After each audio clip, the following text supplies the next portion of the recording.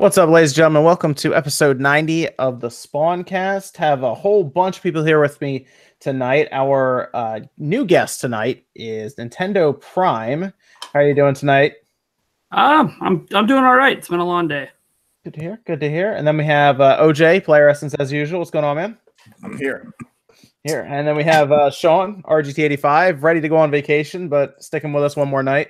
Yo, what's good? Another vacation there, Sean? I saw it all on Twitter. Good job, man. Christmas vacation, baby. Of course. Then we have Nate, Direct Feed Games with us. What's going on, man? Not too much. Evan, of course, is here. What's going on, Evan? No, not much. Just getting shit done. Cool. And then we have Max, Dreamcast guy. What's going on, Max? Hello. Happy to be here. Very good, very good. Do you guys have those pack? Did everyone get a package other than Nate? I guess. Yes. Or right here. Prime. I said, all right, messed up. All right, Prime. Humongous. I do have a package. So we have Christmas gifts for the SpawnCast regulars. Okay. All right. And some of you guys got the same thing. Not everyone, but some of you did. But, I had to run out right before, I got the link and I was like, oh snap, the package.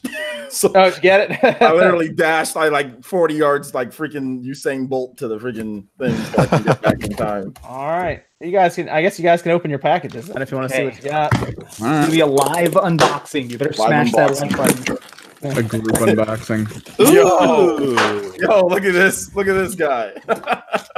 Oh, no. There we go. Let's go. You know I'd never buy one of these myself. So. Hey. That's what's up, dude. Yo, thank you, John. That's Man. awesome. To hold off the glare, I guess. There we go. Mine's different from Yeah. OJ and Sean. He got a I got the North American Super Yes, NES and the version. other guy's got Super Famicom. I have that controller. That one's a great one. Well, thank you, man. Dude, a freaking Razer mouse. Yep. Holy hell. Seriously. Sweet Razer mouse. You already have one of those SNES SN30 Pros. That's why I was like, we'll see. Max has got that sweet computer, so we'll get him an actual gaming mouse while we're at it. I'm gonna thank Soulja Boy for that million viewing. I think Soulja Boy just bought us all crap out here. So Merry Christmas, Soulja Boy, you scam artist. Soulja Boy's getting you guys money. You guys got a lot of people. I'm a scam artist. You guys should be thanking Soulja Boy for Christmas, like Sean was doing. Hey, I keep it real. Fuck it. Right. The SN30 Pro is a good controller though. I used it for Monster Boy, so that was a good pickup. And the Max used it a lot too, so it syncs up pretty well to the Switch and works well. So it's, keep it synced. It's a pain to resync it in my opinion, but yeah. So I never disconnect it. Yeah, they started putting the instructions directly on the back of the controller now. Oh, okay, good. It's not even like you don't need a booklet. It's like right on the back of it, but it's a nice controller. Yep, it's got the instructions on there. Yeah, it feels nice. Yep, awesome, dude. Thank you so much. Yeah, thank you so much. I appreciate that, John. I really do. Yep, USB-C at the top. Nice. Good stuff, yeah, man. And then Evan, what did you get, Evan? it was kind of all over the place. Yeah, Pikachu edition Pokemon game. Pokemon Let's Go. There you go. Evan's in with Pokemon now. You sound so excited. Yo, that's actually the happiness from Evan right there. It's like the slightly more emphatic monotone. No, you were talking about that, Evan, too, though, but I didn't think you were going to buy it yourself. So. I didn't really want to buy it. You'll start playing it, and then you'll get into it, and then I'll talk to you like next week and be like, "Yeah, I put like 40 hours into it." We'll see. I'm putting time right now into Omen Sight, so I've been having fun with that. Oh yeah, Omen Sight's good, man. Yeah. So yes, we got and then like I said, Nate Direct Feed Games got the North American version, the purple and gray version. So, but good controllers. What's everyone been playing though this past week? Onimusha. Yep. Okay, yeah, you guys got it off the Japanese eShop though, right? Yes. English language option, like straight up. Do you have to change anything? It just works. No, it went right to default. Yep. Wow. Okay, that's good. It. Interesting. That's nice. What do you think? What do you think of the game though? How's it look on the Switch? It looks like an HD Onimusha. Yeah, because it was a PS2 game, so. Yeah, I mean, it looks like what you'd expect, but it plays just really well on the Switch. I mean, the analog controls feel nice. Everything about it just is nice. Yeah. I mean, I'm gonna play. When's it come out here though? It's not for a little while, right? 15th January. Yeah, man, it's tempting because I don't think I'm gonna get it physically. So it's like, why wouldn't I just get on the Japan eShop now? Yeah, that was pretty much my conundrum. I was like, it's going to be digital only in North America. So I was like, I'll just buy some Japanese credit and I'll get the game 3 weeks early. Yeah, there's a Japanese physical one out too, as Modern Vintage Gamer saying in the chat. But Max, you were saying you were trying to find one on eBay, but they were shipping them like way late. Like, well, they're shipping them now, but because of how slow the American mail system is this time of year, the expected arrival date is past the American release date. So don't buy a physical Japanese copy if you're trying to get it early. Okay. Oh, and I guess before we forget, Sean has a chair too from Ewan. I do. Yes. So they're providing chairs now apparently for us. So thanks to Ewan. Ewan, hit me up. I got a DX Racer, but I can use another one. Yeah, this one's kind of nice. Like they told Champion Series. They asked if I wanted a chair, and I said, send the most expensive one you got. They said they'd give me one, but they said I had to talk on camera for 4 minutes straight about how great the chair was, and I was like, I'm not doing that. It's a cool chair. One piece of it, criticism: cup holders. Oh yeah, there is no cup holder. Who's going to do it first? DX Racer or Ewan? Whoever does it first, go ahead and send me that chair. Yeah. So Onimusha, I'll check that one out. What is it? $20? Probably 30. Yeah, it's like 30 with the conversion rate, and because it's a pain in the I ended up having to get $50 worth of eShop Japanese cards, and then I ended up just buying like something else with the rest of my money. I actually got R-Type because I'd been wanting to play that, but yeah, it was like $30 after conversion. But it's short, but it's fun. So yeah, I mean, you could beat the game in like 4.5 hours without rushing through it. Yeah. I think one of the trophies or the honors in the game is beat the game in 3 hours. Yeah, beat the game in 3 hours or less. The game seems so long to me when I was a kid. Like I beat that in high school, and it seemed like it was like 20 hours to me. Is it really 4 hours? I must have sucked. Yeah, and that's like taking your time, like 4.5 hours. Like bad. Yeah, that's like getting lost and be like, wait, where was I supposed to go? I must have, or I did it in a bunch of 2-hour sittings, and I thought it was like 2, and it was 4. Who knows? Mm-hmm. What about Nate? Anything else, or just mostly Onimusha? I think Onimusha and some Smash Brothers, but yeah, I think everybody's basically just playing Smash Bros on the side with everything else they're doing. What about you, Sean? Was it just Onimusha or anything else? Yeah, well, actually, I started since I got my 400 gigabyte SD card. I re-downloaded all of the games that I've had to remove because of space. So I've been playing Resident Evil Revelations 2. I don't know. I just felt like playing some Resident Evil stuff after beating Onimusha, and I've actually been playing Payday 2 on the Switch. Oh. Their offices got raided like the other week, right? Oh, did they? For insider trading. I was going to talk about it, but I was like, this is too stupid to talk about. Like everything that's going on. Yeah, apparently like a SWAT team like broke in and took somebody away and everything. And holy shit! No, I didn't hear about that. Look up Starbreeze raided, and it'll come right up. I want to say they arrested one of the main people. It wasn't like some random dude. It was like one of the executives was leaking information to stockholders or something. Yeah, it's like insider trading. It's pretty crazy. So they're having financial problems because of that Overkill game right now.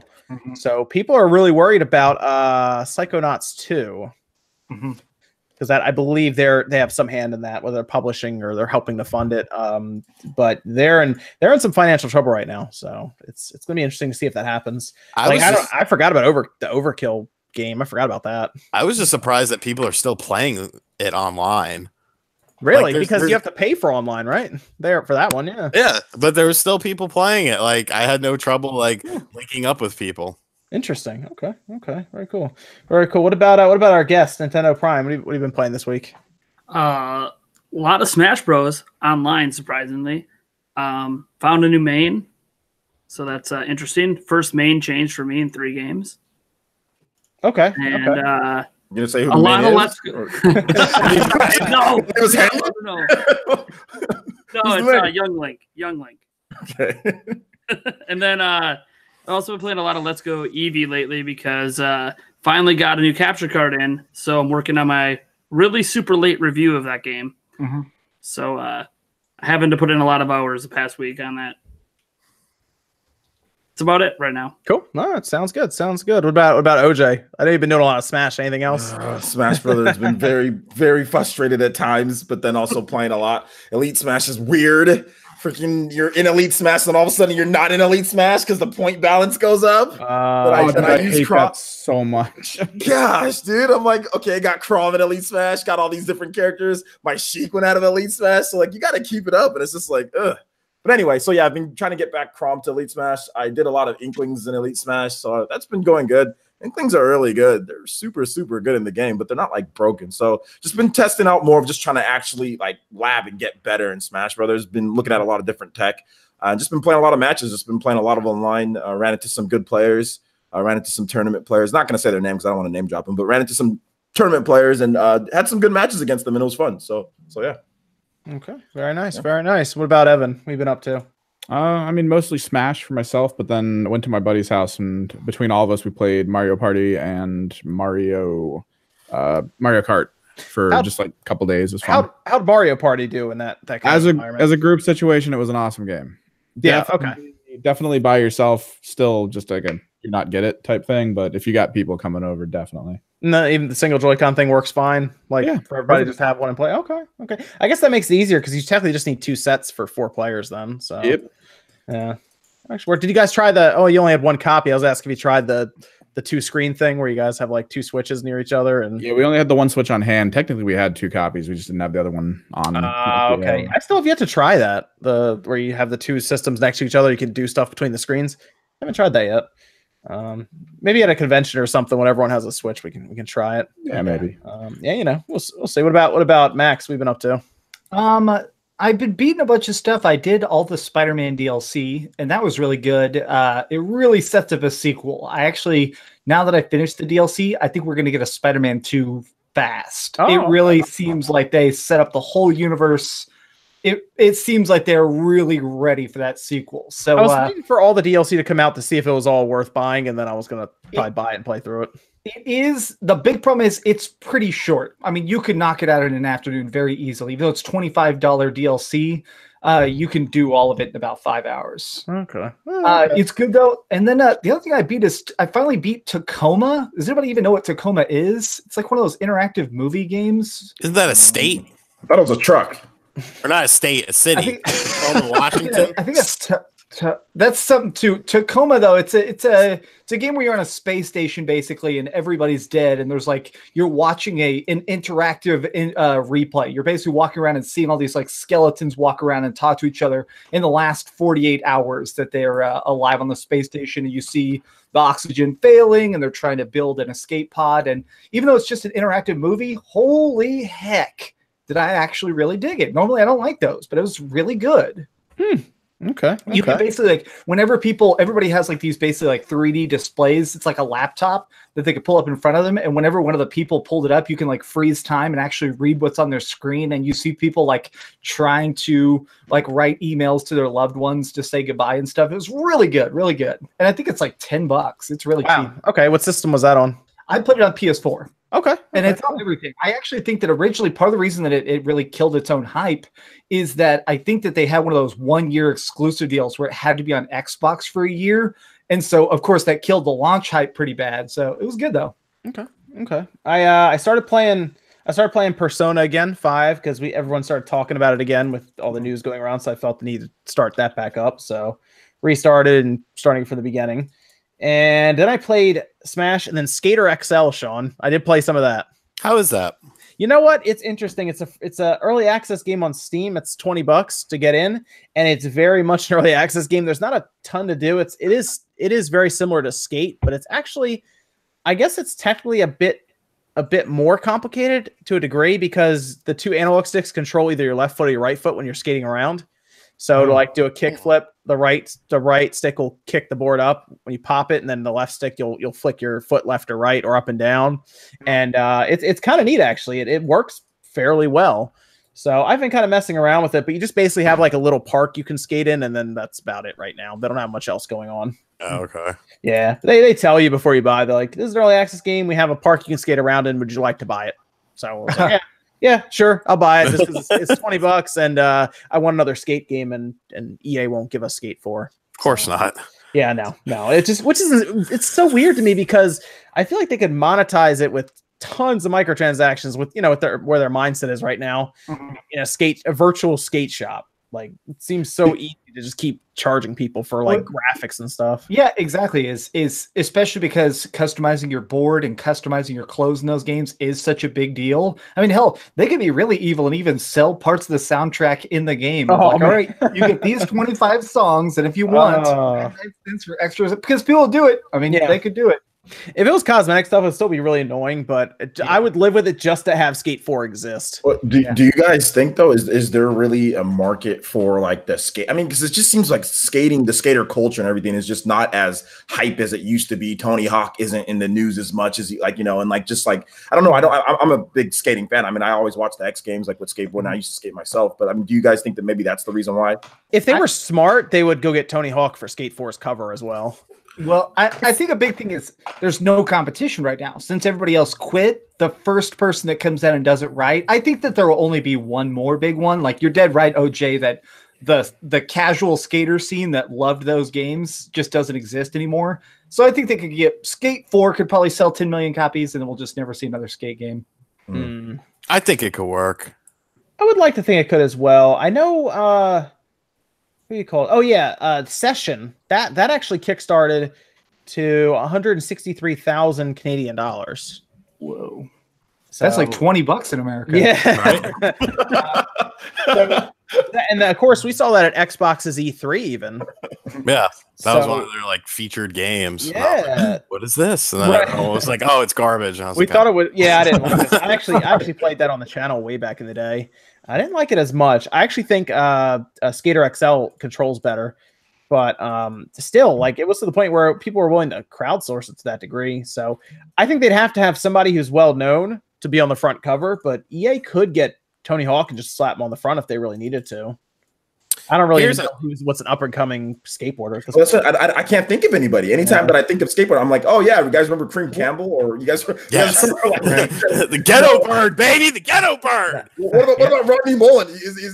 Rodney Mullen, he's still cool, right? What they could do is get Tony Hawk's kids became big skaters, Riley Hawk and them. So I think it'd be cool if they basically went, all right, let's get rid of this old man, let's get his kid. His kid is like 25 now and he's killer. What were you saying, Sean? You got P-Rod. P-Rod still skates. Nigel Houston, he's huge. Okay. Nigel Houston would probably be the next, because he's very marketable. He's won a bunch of X Games and shit like that. Yeah. But here's a funny story. Did you know that there's a snowboarding game coming to the Nintendo Switch next month? Really? What's it called? It's called Snowboarding the Next Phase. I just shot my Switch games for January video, and that's one of the games. It's a budget game, but it honestly, like, first off, there's no information on it whatsoever anywhere. Like, nobody has said a talk about it. You know why, Sean? Is it because it's a mobile developer? Is it? Because they have a game called Snowboarding the Fourth Phase, and that's a game on iOS and Android. Oh, maybe that's called Snowboarding the what? Snowboarding the Next Phase. I honestly don't think it looked that bad in the trailer. Like, oh no, I just mean, like, we see a lot of, like, Gear Club's technically made by a mobile developer. Yeah, and that didn't work out great. No, it didn't. Well, Nintendo has it on their official page. That's the only place that does. Oh, it's kind of like it's cell shaded a little bit. Yeah, like it doesn't look that bad. And I was like, I think it's like $10 or something. So I don't know. I kind of want to play it. Like, shit. I mean, if it's kind of like SSX, that'd be cool. Yeah, it looks like it looks kind of like SSX, cool borders and stuff. Like, obviously, it's not going to be nearly as in depth as something like that, but I mean, shit. Oh, it's only $10. It's $10. Yeah, exactly. Wow. Yeah, I'll check that out for $10. January 10th. Okay. Yeah, all right. It's like a clean cell shaded, like simple cell shaded look to it. Doesn't look horrible. Oh no! If you look at some of the gameplay, it looks like an endless runner where it's not. You're on different slopes. This is the fourth phase. Yeah, no. Yeah, the next phase. Yeah. How many entries for this franchise are there? There's a lot of phases, man. There's a lot of phases. The next phase, man. The next phase. I'll check that out though. That's honestly, I would like to see a skateboarding game come back in some way. Even if they go back and remaster, like they remastered Tony Hawk and made it Tony Hawk HD, but then they Yeah, it was 1 and 2. 1 and 2 got combined into one game, and it's garbage. Yeah. I bought it at launch. It was terrible. They had to rip it off the stores too. I remember that. Like, it's not on Steam anymore. Oh, really? Wow. I think it was Music or something. Probably Music always messes this stuff up. Did they lose the license? The Tony Hawk license? Yeah, I think they lost the license. Or They did it because the people who made the Tony Hawk 1 and 2 HD are the people who actually made Tony Hawk 5. Oh, Moto. They're terrible. Awful development. Tony Hawk 5 barely works now because the servers are off. Yeah. Oh, what can you do?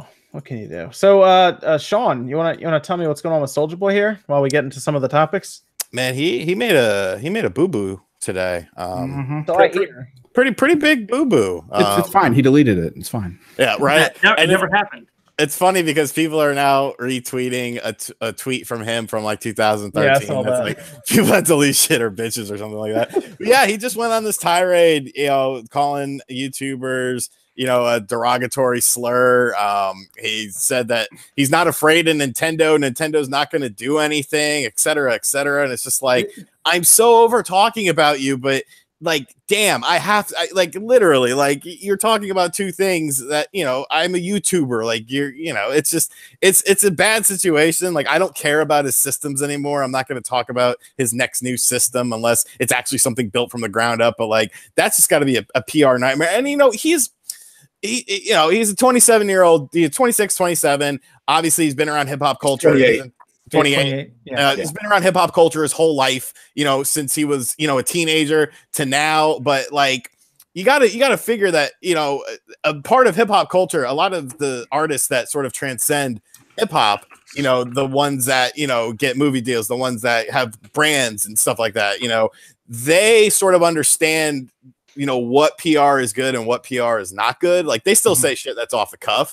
They're not, it's not like your average 50-year-old white businessman or something like that or something. But it's like, he just doesn't get it. I don't think he still has that young mind mentality. And it's like, if you want to get into the world of gaming, you can't be throwing out slurs like that on your social media. Like, you can't, like, you think Ninja, remember how he wants to start an esports team and he wants Ninja to be a part of it? You think Ninja's going to want his name attached to something like that? Like, come on. Yeah. Well, and the last thing, sorry, I want to say real quick, which is that, did you see he deleted like 26 tweets last night or something, and a lot of them were straight up daring Nintendo to sue him, telling people that they don't understand business for tweeting him things about copyright law. He was saying that you're able to sell whatever game you want, like, just crazy. I mean, the dude, I think the guy's on drugs. That's actually my theory, is that he's just like, I love Nintendo, let's sell Nintendo. He directly called out Nintendo. Yes. Like, that's not smart, man. That's poking the bear. Like, it's like, I sure hope you don't shoot me in the forehead. It'd be a damn shame if I drew this target on my forehead. It'd be a damn shame if I gave you this gun and aimed it at my forehead. It's like, stop. If I take his songs and I just like do my own cover of all his music and release a CD and call it Nate Boy, is he going to sue me? Or can I say, oh, screw you, I produced it in China. Oh, I'm doing business. Get with it, Holmes. He's going to sue me. That happen? I will help crowdfund that. You can cover his songs and it be like legal parody, Well, but he's like outright selling the ROMs. So basically, I know. I was just saying, Nate, if you want, feel free to do it. I'd love to actually listen. It's interesting. I mean, he's selling basically a device that has all these, copyright materials on it, and what he's doing is not right. So. Like, if he shipped the system with nothing on it, he'd get away with that, but then it's not worth $200, I assume. Well, that's what we got in the mail this week, Spawn. I mean, we got an emulator box in the form of the BitBoy. They sent us the BitBoy completely empty. It doesn't even turn on unless you put ROMs in it. And I think that's kind of the loophole. It's like, you could sell something, you just can't sell ROMs. Right, yeah. You let the person make their own backups and play it themselves. So... that's it's interesting because the BitBoy is what, $40, and then his system is how much does this handheld cost? Like $100? $100. The main one to me is the Rise, whatever, right? A Raise or whatever the hell it's called. That's on sale right now for $400, but full price it'll be $640. Well, we just watched Nintendo sue a couple who ran a ROM website for $12 million. $12 million. Jeez. Yeah, so they could technically bankrupt him. So that'd be an interesting situation to see unfold in court. I think the big thing that's going to screw him is he keeps tweeting out how many millions of copies he's selling. If you followed him on Twitter, I blocked him now because I'm tired of his crap. But he keeps tweeting that he has millions of dollars in pre-orders. I feel like you're basically just telling them, okay, here's exactly how much you need to sue me for. He said 5 million. Yeah, I don't believe that at all. Yeah, I think it's 5 million in revenue. I don't think it's 5 million. Like, no, yeah, but even in revenue, that's a lot of yeah, that's hundreds of thousands of pre-orders. It's hard to swallow. I haven't seen anyone post a picture of them holding the system either. Like, oh look, he actually sent it to. I'm still waiting. We ordered it on Saturday, last week, last SpawnCast. I haven't had a shipping number confirmation or anything sent to me yet. I wonder if whatever system they have in place that takes the money he's getting and then actually spends it on the cheaper console to then ship to you is just broken, and he's just getting all the money. Well, if he was smart, he would have gone through Amazon where I got it from, because that got to me in 2 days. I think we gotta wait. He's gonna Superman that hoe. He's gonna put on the suit and fly it over to you. I don't think I'm getting that system. I think as soon as he ships it and it arrives here, then he's in trouble. Because up until now, he's been pretending like he's going to do it, right? Because I bet you Nintendo ordered one of those systems. Did Furukawa order himself? Dude, Randy's doing the Birdman right now. Like, goddamn. Dude, I'm telling you, Sony ordered those PS4s from that guy on eBay selling them, and that's how they caught him, because they literally ordered it from him. Andrew House with his accent was like, "Can I have 2 of those?" Yeah. Oh man, I mean, at that point you got him because you're holding the system. But what do you think of Nintendo Prime? Oh, it's crazy. I don't know what he's doing. It makes no sense to me. How can you think it's okay to sell ROMs in the midst of ROM sites that give them away for free, getting millions of dollars in lawsuits? It makes I get how these Chinese companies get away with it, different laws over there, but I don't. I've been debating on making a video about it all day once I saw the tweets, and I'm like, I don't even know what to say. It's like he's not. Is he a human? I mean, he doesn't seem to be the smartest. So I'll at least say that. I mean, unless he needs to start having people screen his tweets or something before he puts them out. Yeah, Elon Musk style. I guess. Neil Willis says, showing love to Nate for being on the SpawnCast. Which one? Yeah, all of them. Is that Nintendo Prime? Yeah, I'm sure that was for me. Edward Norton says hashtag Nintendo Primed. Yeah, nobody gives you $10 for me. Sad day. Oh man. I don't know. Apparently everyone's seen Nate's face. So there you go. Everyone on that forum that wants to see your face, Nate. Hey, see, they want to see Nate's face, and he's on. So there you go. Nate. Oh man. Did you guys see? You guys also, I assume, saw that Kingdom Hearts leaked out, because that was a really weird story. Apparently, how that happened. About 30 of them seemed to leak by accident, quote unquote. Then we find out that the mob apparently stole it. Yo, and here's the crazy thing. There was I don't know if it was a real thing, but I was on Tinder, and that was one of the person's picks. It was a chick holding an actual copy of Kingdom Hearts 3. I didn't know if it was real or not. I was like, I'm about to super like this chick if I can go play Kingdom Hearts 3. Yeah, I know, right? I was like, yo, let me see this. But apparently he was only selling them for $100 a piece. Mm-hmm. Like, he obviously, I don't think he's understands what exactly he had there after we watched Mario Party sell for $7,000 a week before. He has a game that some people have been waiting maybe most of their life for, and he has it over a month in advance. And he was asking for what, $10 or $100? That's like nothing. I think one of my favorite things about that is, did you see the Kingdom Hearts community had an official response, and they said, we're not really worried about leaks because the average person who played it wouldn't understand the game, so they wouldn't know what to leak. And it's like, okay, good point. Wishbone says Beetle Adventure Racing is the best N64 game ever. Don't ever underestimate the power of the love bug. I actually like playing that. I actually have that game right over here because I was doing some tests with it with the HDMI. I actually like that game a lot. That was a great game on the 64. Yeah, that was a good game. So the best part is apparently they didn't put the ending on the disc.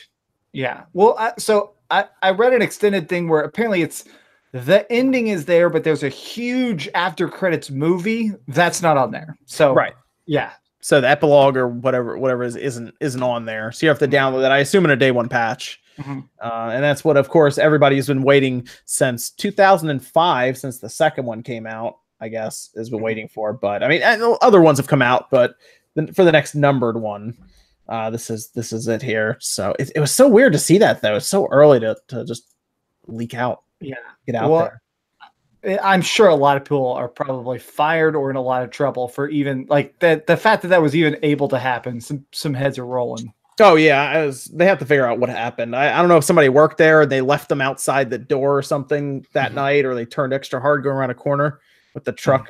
I don't know. It was very weird though. But Kingdom Hearts 3 is not coming out till the end of January, so it's still about a month away. I don't get like how copies were already out there. Like that's the weirdest thing to me, because like that's super early. That's really early. Yeah. I mean, we hear it's a distribution center, but like that's like really, really early. That's still really early. Some games are printed really, really early, and it doesn't happen all the time. But I know for a fact, I don't know, I think I told you guys this. I had the full game of Yakuza 6 2 months before it came out. Like they sent me a copy of that 2 months before it came out. They had physical copies of it laying around. Wow.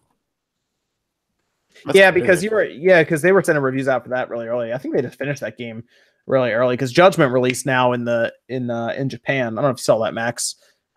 They released actually did pretty well there too. I'm so excited for that game. I put that on my list of most hyped games of the year. I'm so excited. It's not coming till like next summer, right? Yes. But I already talked to all my contacts in Sega and said, like, please, like, tell me if there's a demo, tell me whatever, like, send me the first copy. I want to beat it. I want to review it. I don't like the time. Like, it's how many months? Like 7 months wait for the localization?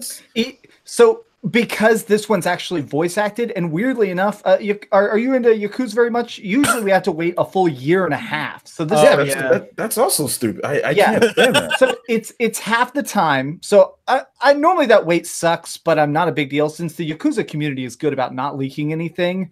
And a lot of them are like big murder mysteries, so the leaks would be terrible. So this is a shorter wait, and this will be the first one that's in full English. So I'm super excited to see how it sells.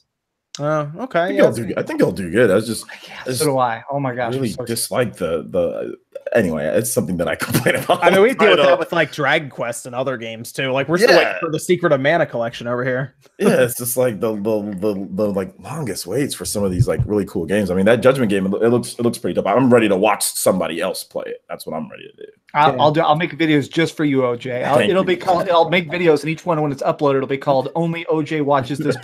I just want to watch it. It looks dope. I've seen the Japanese gameplay. It looks like a really cool game, like to chill, like watch on Twitch, because I'm big on, I got all the achievements on Twitch on my Xbox. So is the PS4 that's you can go on the PlayStation's Japanese store, right, Max, and download it? I can get the demo, and I can get the game and everything, but those games have so much talking. I would literally spend the whole game reading a line-by-line translation. One of my friend is a banker and helps me with some of my videos. She speaks Japanese perfectly, but I would hate to have to sit for like 60 hours. Sit here. Like, okay, is that a hooker? Oh, that's not okay. Is that a hooker? Oh man, that's great. That'll be fun though when that comes out next. I just wanted to see what they would do with a new IP or just something they created themselves, and it still kind of looks like Yakuza, but it looks different enough. So it's gonna be cool. I think it'll be pretty interesting and of course people who maybe are a bit intimidated by jumping into Yakuza on like the 6th one or something. Yeah, there's just a new game. You can just jump right in. So it's gonna be pretty cool to see that when that comes out. Oh, Sean, if you didn't see it, the PlayStation Classic dropped to $60 on Amazon, or $70 on Amazon Prime shipped. I actually hear that it's going to be $60 after Christmas on Amazon Prime. How many do you think are in their warehouse right now? Oh, there's got to be a bunch. Yeah, hundreds of thousands. Amount of them. I guess it's got to be too many. I can't even imagine right now, because whenever I go by Walmart, there's still 7 or 8 of them stacked, and that stack never moves in their case. It's crazy. I feel like a big problem is the fact that the people who grew up with the PlayStation are not nostalgic about the PlayStation Classic. Like, that shows how badly you have handled this. My buddy who got me into Final Fantasy as a little kid has said straight up he's not going to buy it because it doesn't really have any cool games he doesn't already own. Right. I think it also shows that Sony really took that generation with third parties. That was like it, if you really look at it now. Because they go back, and I bet you they ran into so many licensing issues trying to get everything on there and fit it into a $100 box. So interesting though. They're also fortunate, although I guess it didn't really matter because people just didn't buy it. So they're also fortunate that they didn't have an N64 Classic next to them. God, it would have been murder. That would have been bad, yeah. I meant to take a picture of it. Where was I? I was Christmas shopping with my girlfriend and her mom. We were somewhere in the mall, and there was like an electronics shop, and they had a PlayStation Classic in there, and it was sitting on a shelf, and they had a sticker, like a huge sticker they put across the entire front of the box that said, "Purchase this item, get an instant $25 gift card." But it almost seemed like they were trying to hide it. Like, who knows how much this costs, but you get a discount. It was like, oh man, they're so shame. That's gonna be sad. People are gonna be getting that for Christmas too. That's a shame. Poor kids. Yeah, I know. I know. That's what I was saying. Then we did have Dragon Quest 11S. We got some details on that, right, OJ? Yeah, it was pretty cool. Yeah, you did a live stream. I did 4-hour live stream. It went by like nothing, to be honest. Like there were so many people in there. We had a lot of fun. And they showed off the first trailer of it. Looking okay. It's not finished. Looking okay. Basically, you can just tell from. I know Nate did some comparisons, but even when I first saw it, like some shadow quality not as good. Resolution is lower. But everything's still. It still looks like Dragon Quest 11. And yeah, it should be coming out 2019. There's going to be some exclusive content that isn't in the PS4 or isn't in the PS4 PC version of the game. There's going to be some stuff. It's kind of, some people think of it as spoiler or not, so I won't say it right now, but there's going to be some extra stuff that you can do. Right. And some stuff. And there's going to be another announcement on January 1st. So for us, it'll be December 31st, but the New Year's. So New Year's, look out for more information on that as well. So they showed like, it looked like voice acting and everything. They showed that off. It's fully voiced. And apparently this isn't going over to the PC or it's not going over to the PC or the PS4 version of the game, which as of right now, we don't. I mean, it looks like it's so they're not going to update it. No, it looks like it's not going to be updated. And it looks like they did like lip syncing, like better. Like, apparently, it's going to be better lip synced or something like that. I'm not 100% sure. The original game, that was one of the big downsides. Everybody talks like a puppet in that game. We're like, we get to the city. Yeah. I mean, it was good on the PlayStation 4, but if they're gonna have some extra stuff at the end, I'm probably just gonna stop playing the PS4 version now and just get ready for the Switch version. And just some extra content in general. They didn't say what that was going to be, but just some extra content as well. So we should get another update in January, and hopefully. I'm thinking it's going to be a full 2019 release, but not like simultaneous worldwide, but everybody's going to get it at some point in 2019. Oh yeah, because it's usually like a staggered release. Like generally it'll drop in Japan first, then like a year later it shows up in the US or close to it. The English translation is already done though, so I mean they might have to do some extra stuff, so that's already done, so it's not like they're going to have to redo that, but we'll have to just wait and see. But I'm thinking it's going to be 2019 release, but Japan will get it first and we'll get it at some point. Oh, that's gonna be cool. Yeah, I hope it's soon. I hope it's like a few months later or something, or it already has English options in the game when it drops in Japan. I can just download it and do that. Yeah, I'm like they've already kind of. I'm already kind of peeved just a little bit by just how long, the fact that it took a year to come over in the first place, and so yeah, that is a lot. That was like one of the first games released or announced for the NX.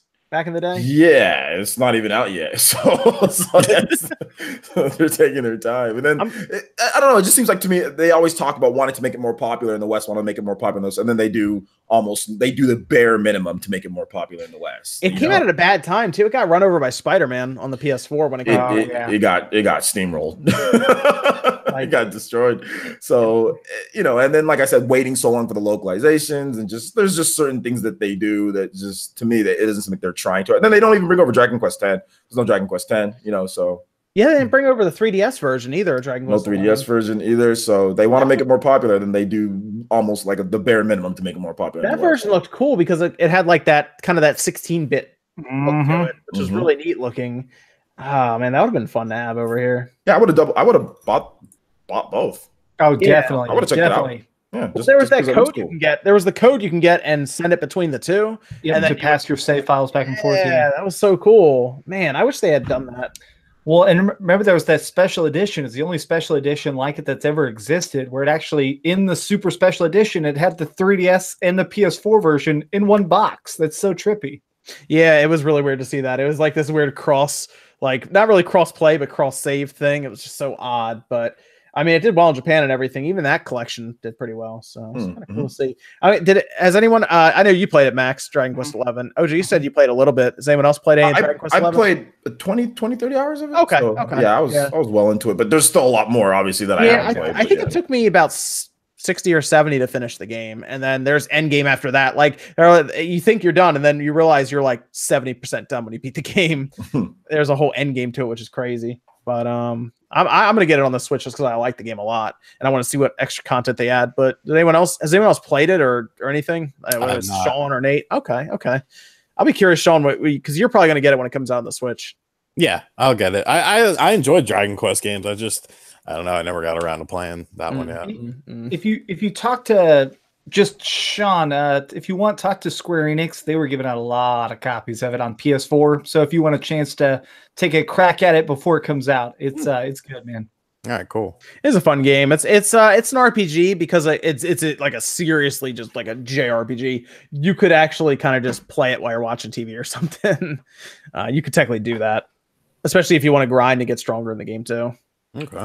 So, but I don't know. What about Nintendo Prime? Have you played any Dragon Quest 11? So I've actually never played a Dragon Quest game. Oh, okay, interesting. Okay. So I had a lot of interest in this when it was initially announced for NX back in the day, and then I watched some of OJ's stream while I was doing some laundry, and I'm like, this doesn't look that bad.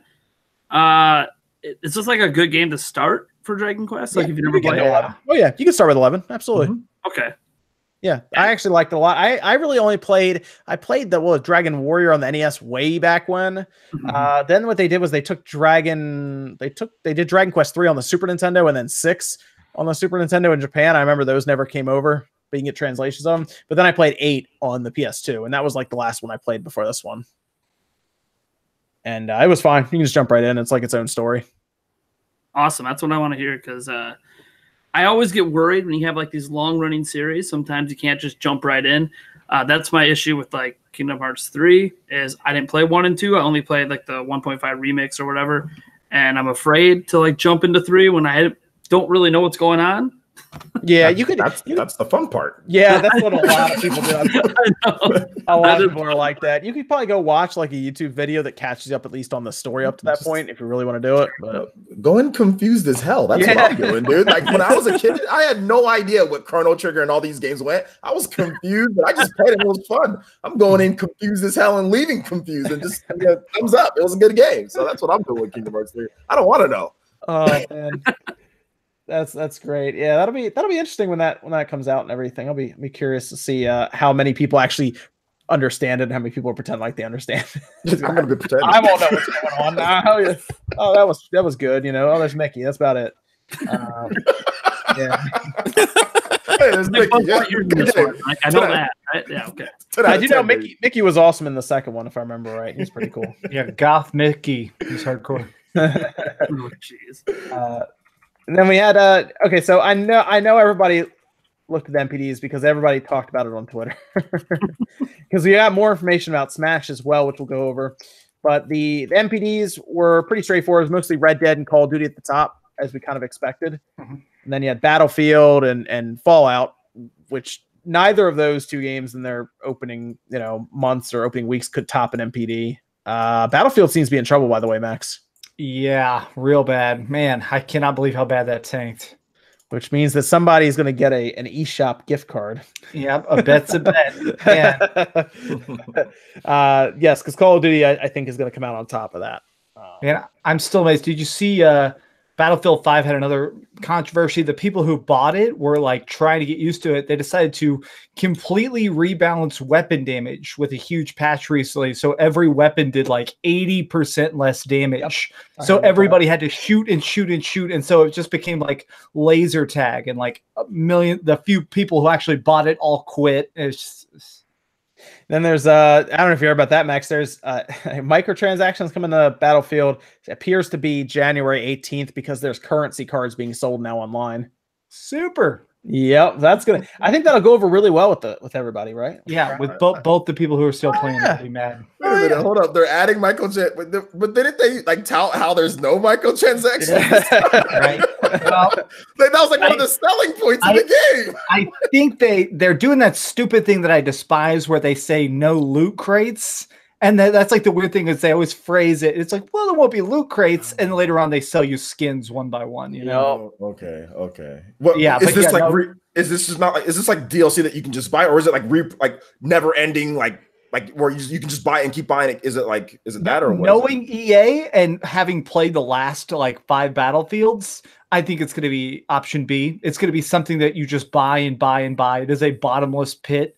Okay. They said no loot crates, so I'm sure they'll find some clever way of rebranding it. Like, no man, check it out. Here's your happy kits, but it's definitely gonna be microtransaction. I enjoy happy kits though. So well, because there's a big difference. Some people like to combine just DLC where you can just like little DLC and try to say it's the same. I don't think it's the same. Like if it like never ends, that's different than like, let's say you're buying like a skin or something, you know, and it's like gone, you know. I consider them very much the same, and that's where you and I disagree. Just because I consider stuff like Fortnite, where Fortnite sells you skins one by one, but the point is to just get you to buy skins forever. So it's not as addictive, but the fact that it's just like tiny purchases, I also see that the same as like where Fortnite, you're it's like never the armor. It's never ending though, right? You can how many can you buy everything in the store, or I don't eventually, yeah. And that's my thing though, is you can, but also I see that the same as the games that sell you one gun. But I see those the battle pass like resets though, right? In Fortnite? Battle pass. I'm saying I'm one of those weird people. I consider all microtransactions pretty dang evil. Even the ones that try and be good. I don't necessarily disagree with what you're saying.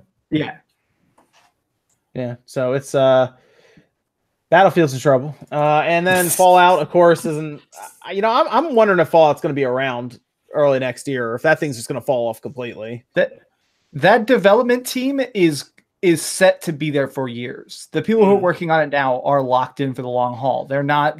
The same team is working at the same pace as they were 6 months ago. Well, the real issue is there was this interesting situation where we had trophy data and percentages kind of put out. I think it was like PlayStation for Life put this stuff out, and they were able to calculate how many live people are playing Fallout 76 on the PlayStation. Oh no. And you assume because PlayStation is coming up on 100 million systems probably by next year, that it would be, a decent amount of people playing. They calculated about 400,000 people playing.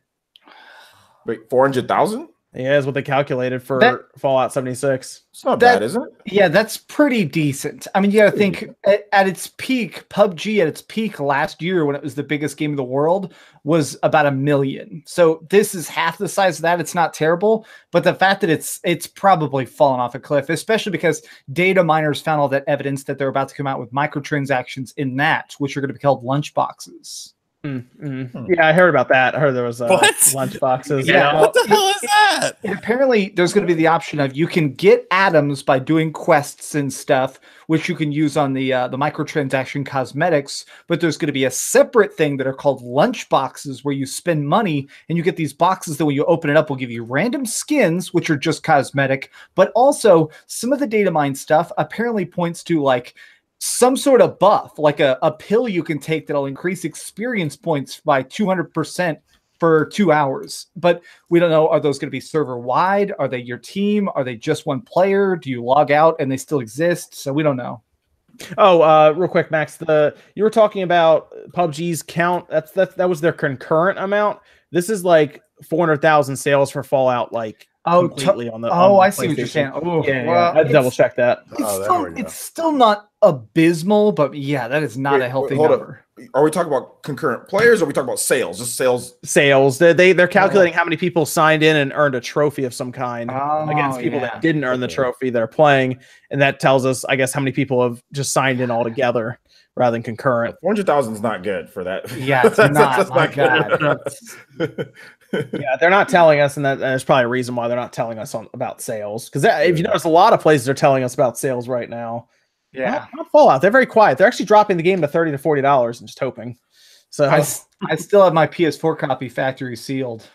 Oh, that's right, because you order on Amazon and then that's right. Right. So I have my Xbox One was my review copy, so now I just have this PS4 copy. Do you still play that game at all, Max? I actually got on about a week ago to play with a lot of the cool people I played with during my review. And a couple of those dudes were still online and playing, but they were very clear that there's nothing to do. Like a lot of people now have built these really big bases that are really cool to see. A lot of them have like big farms so that they can craft stuff. But since there's no big mega boss or anything, there's no point in being strong. A lot of people are just quitting because there's nothing. I also see them. I think they really, I mean, this was a game that they hinged a lot of their holiday success on, and it sells 400,000 on the, I can't imagine it sold better on the Xbox.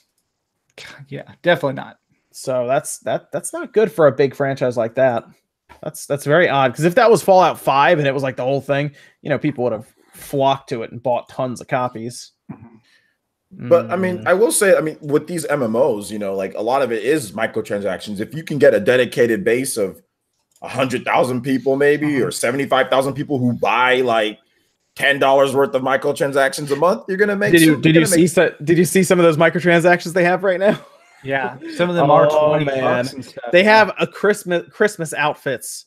It's like 2 outfits or something they showed, or a pack of outfits, and it was like $20, but it was marked down from $30. There you go. If you get a few people, to buy some of those. I think that's what they're, because it's built off the same Fallout 4. They should just give that game away, to be honest. Just give it away and get people in the microtransactions. Free to play. Oh, I'd be down to play it if it was free to play. I'd download it and play a little bit. But I mean, you guys, don't worry. At least they're giving us their canvas bags that we were promised in the next 6 or 7 months. 6 months. Nice. Get your money worth. Oh man, that's that Square Enix type of translation. It's that Square Enix weight for yourself. Oh man, it's out tomorrow. Tomorrow in Square Enix means 7 months.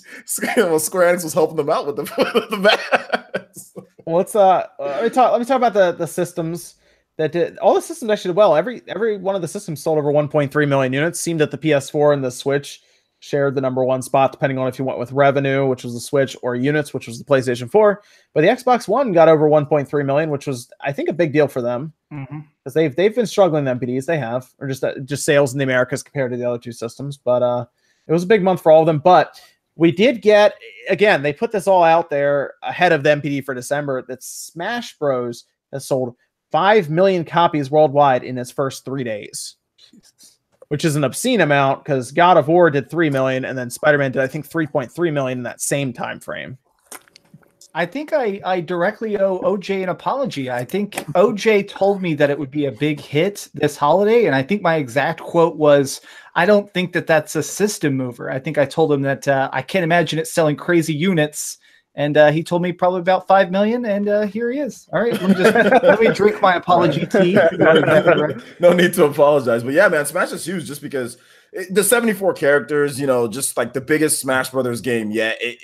To me, the marketing was all lined up. They did exactly what I would have liked, that I like companies to do. Don't take 3 years to market your game. Announce it in the same year, then launch it that same year. You know, everything was kind of lined up right for it to do really well. And just like all the third-party characters too, to be able to have like Bayonetta and Cloud and Pac-Man and Mega Man, and then like the announcements. I mean, they got Ken in there from Street Fighter, so it's just really cool. Like the amount of characters that you can use is just unprecedented. So I think that's what contributed to everybody just saying, well, I got to get a Switch for Smash Brothers. So I mean, it's fun. This is a fun game, but that's a lot of units to sell in 3 days. That's because the Switch has, we think, some in the neighborhood of maybe 20, 23, 24, 25 million, somewhere in there. And it sells that many. But then like the PS4 at Spider-Man and God of War sell around 3 million. Is it just because a lot of the people who are buying the Switch are buying it for Nintendo games mostly, or just in general, they know they're getting a Smash or a Mario or a Pokemon? Like, what do you think the deal is there? Do you think there are people who are just buying the PlayStation 4 for Call of Duty and Madden? I think that PS4 right now is considered the default console. Like every generation that happens, like in the 90s, I think a lot of people thought of Super Nintendo as the default console. And then I think in the Xbox era, I do think a lot of people thought of the PS2 and the Xbox kind of being neck and neck. Xbox 360 era, the Xbox 360 was kind of the default console. And now PS4 is the default console. If you're a random parent or a random person walking into a store and you just want games and you don't know anything about exclusives or brand loyalty, you're probably picking up a PS4. Yeah, like if they want to get Madden, you go, yeah, or Call of Duty, you go, I'll take the PS4, or even Red Dead. You know, Red Dead had the marketing for it. Yeah, the marketing's been ridiculously sided towards PlayStation. Sony has gotten a lot of the big, like Destiny when that first launched, and Red Dead. You know, a lot of the biggest games have been the commercials you see. So yeah, people just walk in and it's just PlayStation, and that name has just been around. I mean, people, it's like loyalty too, brand loyalty as well. PlayStation's just been around for a long time too, as well. So I do think there are a lot of people who do just, like you said, just buy the PS4 if they want Madden or they want 2K, you know, NBA. That's what they get, and then maybe they don't care about Spider-Man or God of War, and that might be why there's such a large install base. But you see the exclusives not struggle, but not sell. You know, like it's pretty clear the ratio to Nintendo fans who have bought a Switch who want Smash is pretty high. But it's interesting to see that though, because it makes you wonder what would happen if Smash had come out 3 years from now when the install base was even larger. I'm sure they'll find a way to make the Smash Ultimate Deluxe. With all the DLC. Well, this is a game that's going to keep selling for a while anyway. So, like, it's going to be a while. I stand by my speculation that this is going to be a game. This is going to be the first Nintendo Games as a Service project. I think that Smash is going to get updates for years. I think it's just going to be DLC because we don't care. We'll keep paying for it. Who cares? What else do they need to do to the game, OJ? Or could they do that? Could they keep this base around and just keep moving it on to the next system and the next system and just keep adding characters? It's always interesting, man, because Sakurai keeps on talking about how he doesn't, like, he's trying to set people up like, I can't do this again, guys. This is it, you know, like he's trying to do that. And I don't think Nintendo, I want it to be games like add stuff in games as a service or just update it. I don't really think they need to restart over because I don't want to lose my 70-something characters. You know, that's the thing for me. It's like I don't want to go back to, okay, now we've got 30 or 40 characters, you know, like, and then they get some DLC. Like that's gonna suck. Even if the game is better, that's gonna suck. I mean, look at it happened to Street Fighter, right? Dude. Like it's like where'd all the characters go? Killer Instinct? It happened to Killer Instinct. Like where the hell did all the characters go? Versus Capcom Infinite. That would killed Infinite. It's just like you lose all that, and it might be a better game. I mean, there's some sort of Killer Instinct. Yeah, mechanically, this Killer Instinct is probably the best one. But weren't you guys just like, oh man, look at that roster, dude? Like, like I think it'd be better if they just keep moving the game over. You know, like it might seem to it. It might seem that way, but I don't. The contracts for these third-party characters, does it last for Switch or does it last for the title? That's true. Maybe they have to re-up it and keep calling it Smash Bros. Ultimate, and then keep moving it along. And right, I don't know. I mean, we saw Mario Kart is a port technically, and it's over 10 million. So, I mean, it worked there. Even if they couldn't keep the third-party characters, I mean, there's still a ton of first-party characters in there. You know, and if they just keep that, then see what else they can do in terms of getting, you know, the third-party characters back. It'd just be rough for me to say like we go from 74 or 80, or we're gonna have 80. Then the next Smash Brothers game comes out, like, okay, here's 40 characters, and which is still probably gonna be really good. But no, we just had 80. You know, I mean, maybe the next Switch is backwards compatible, and they just keep selling this one forever. It's gonna be. I don't even know what. They're in a weird predicament, right? Because it's gonna happen. Like they gotta sell the next one. I don't know. So. Yeah, I mean, you get to a point where you have like 30 or 40 million of them out there. That $6 DLC goes a long way then for them. What were you saying, Nintendo Prime? Yeah, no, I don't know how you can move on from this game. That was my only ever concern when they announced Super Smash Bros. Ultimate, everyone is here. The moment they put that ad up at E3, because I was sitting there, I was in like E3 like as it happened, and I'm just like, this is it. There is no more Smash Bros. After this. You just have to keep this going. Like forever. You need to Mario Kart 8 Deluxe this for the next one. If you lose contracts on third-party characters, keep adding more, add more modes, add more content. I don't know how, like if you go back from this down to 30, 40 characters and like half the modes like in prior Smash games, even if some of those modes are better, like say someone really wants to break the targets back or something like that, fine, but you're losing so much content in comparison. There's no way in heck they could release a new Smash Bros. Game and not have it feel like a massive step down. Yeah, I agree. Let me do a quick aside here before we come back to this with another interesting topic. Let me go to the super chats here. Evan, do we have a Discord question as well? Yeah, we got a couple of them. Okay, cool. Why don't we do this? Then we'll hit a Discord question. Then we'll come back to an interesting question I have for OJ and some other people on the panel here. Let me go to Cersei Julius says, congrats on passing 200,000 subscribers, Spawn. Thank you, Cersei Julius. I appreciate that. Also, thanks to Soulja Boy for helping out there. Chad Sarant says PS1 Classic cut too many corners and had no third-party support. It should have let you use PSN to download PS1 games. That would have been interesting. But that's very similar to what we have with the Vita or the Vita TV. Mm-hmm. They could just repackage those things and been like, oh, it's a PlayStation 1 Classic that happens to hook up to the to the network. Mm-hmm. But then how much do you charge for it then? Is it then a $150 device? I feel like they really wanted that $100 price point. PS1 Classic's just terrible. It's gonna be, it's not gonna be hard to find one next year, but that's gonna be really funny when it's like $40 though. Do you guys think they take another shot at this next year? No way. Think they step away from it? I think they might try it. I mean, we don't know how bad it sold. We don't know how much they spent on it. It seems like they made this in like 3 months. It really does. If you worked on a project for 3 months and it ended up making you even like $4 million, you're probably going to go back to that honeypot. I mean, I feel like they have to look at what everyone said and be like, oh, okay, we can take all this back to the drawing board and fix it and do a PS2 Classic, or they do a PS1 Classic with the DualShock controllers, like this. Make it slimmer. I don't know. Make it slimmer or something. Yeah. I think that's what it's going to be. I think it's going to be called like PS1 Deluxe, and it's going to have all the DualShock games we wanted. Like, I'll be honest, as bad as this is, if they put Ape Escape on the next one, I'd probably buy it. I'll admit that. I'd probably buy it too. Yeah. Drop that on there. Drop like Xenogears on there. Yeah. Oh no. Mega Man Legends. I love Nintendo Prime Space. Like, that's the money. Those are like all the money games. I would have maybe bought it the first time around. Right? Only to be disappointed by the emulation. But they even put Parasite Eve on the Japanese one, not even here. Drop Parasite Eve on there. You got something. Nice. Edward Norton says Mustache Squad. That's right. I don't know if Nate has a mustache or not. His picture there says it doesn't. I don't know. I literally just shaved today. Otherwise, I had. Cersei Julia says Doug Money put Soulja Boy up to selling these systems. He likes that character a lot, Max. By the way, I love that. I try not to do any one character super often. I like to just get him out of the closet every like month or so. But those Doug Money videos are so fun. Actually, the thing next to me, I'm redoing The Office right now. I love that. Doug Money is such a fun character to do. Let me have Chad Sarant says Kingdom Hearts skip the plot, beat up Disney villains, OCs with the giant key. That's all he really needs to do going into it. That's about it. Then Chad Sarant followed up saying Nintendo is smart about not marketing games up until right before it comes out. For the most part, they do that, right? We saw that with obviously Smash and then Animal Crossing. But I mean, I'm still waiting to see a screenshot of Metroid Prime 4. Well, that kind of falls in with the strategy, though. Like they announced it.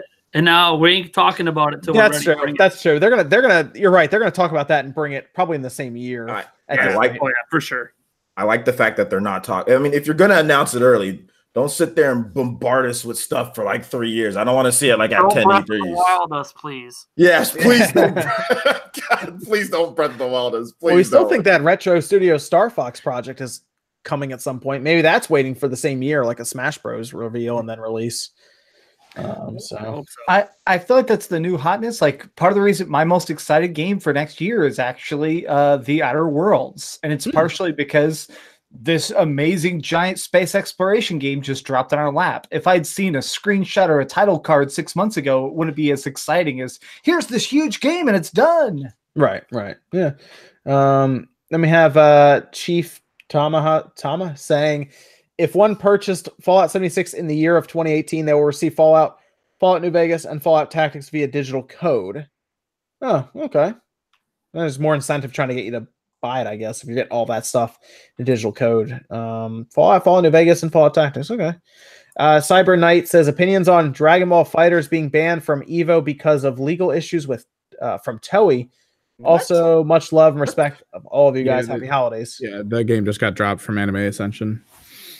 Interesting. Okay, why? Because it's not going to be at Evo. The game's not going to be at Evo at all. The only announcement I heard was for Anime Ascension. I don't know if that boils over to Evo.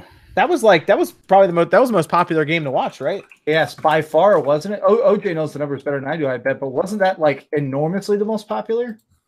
I think it's Street Fighter 5. Were you talking about Evo?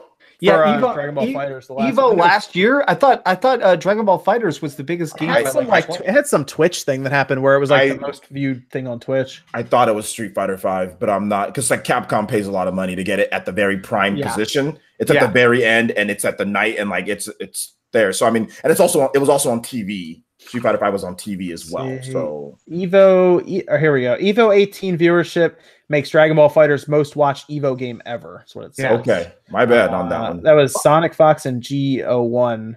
I only knew that because I'm such a Dragon Ball FighterZ fanboy. And that's just Twitch viewership too. But like Street Fighter was on TV, so I don't know if they're combining it or not. But I know they were talking about the TV thing too. But maybe it wasn't Dragon Ball. Yeah, I remember that Sonic Fox won Best Moment, or was sponsored for Best Moment from that thing with the other guy. So for Dragon Ball FighterZ, so good stuff there. Dragon Ball FighterZ is awesome. And it got dropped because of legal issues with Toei.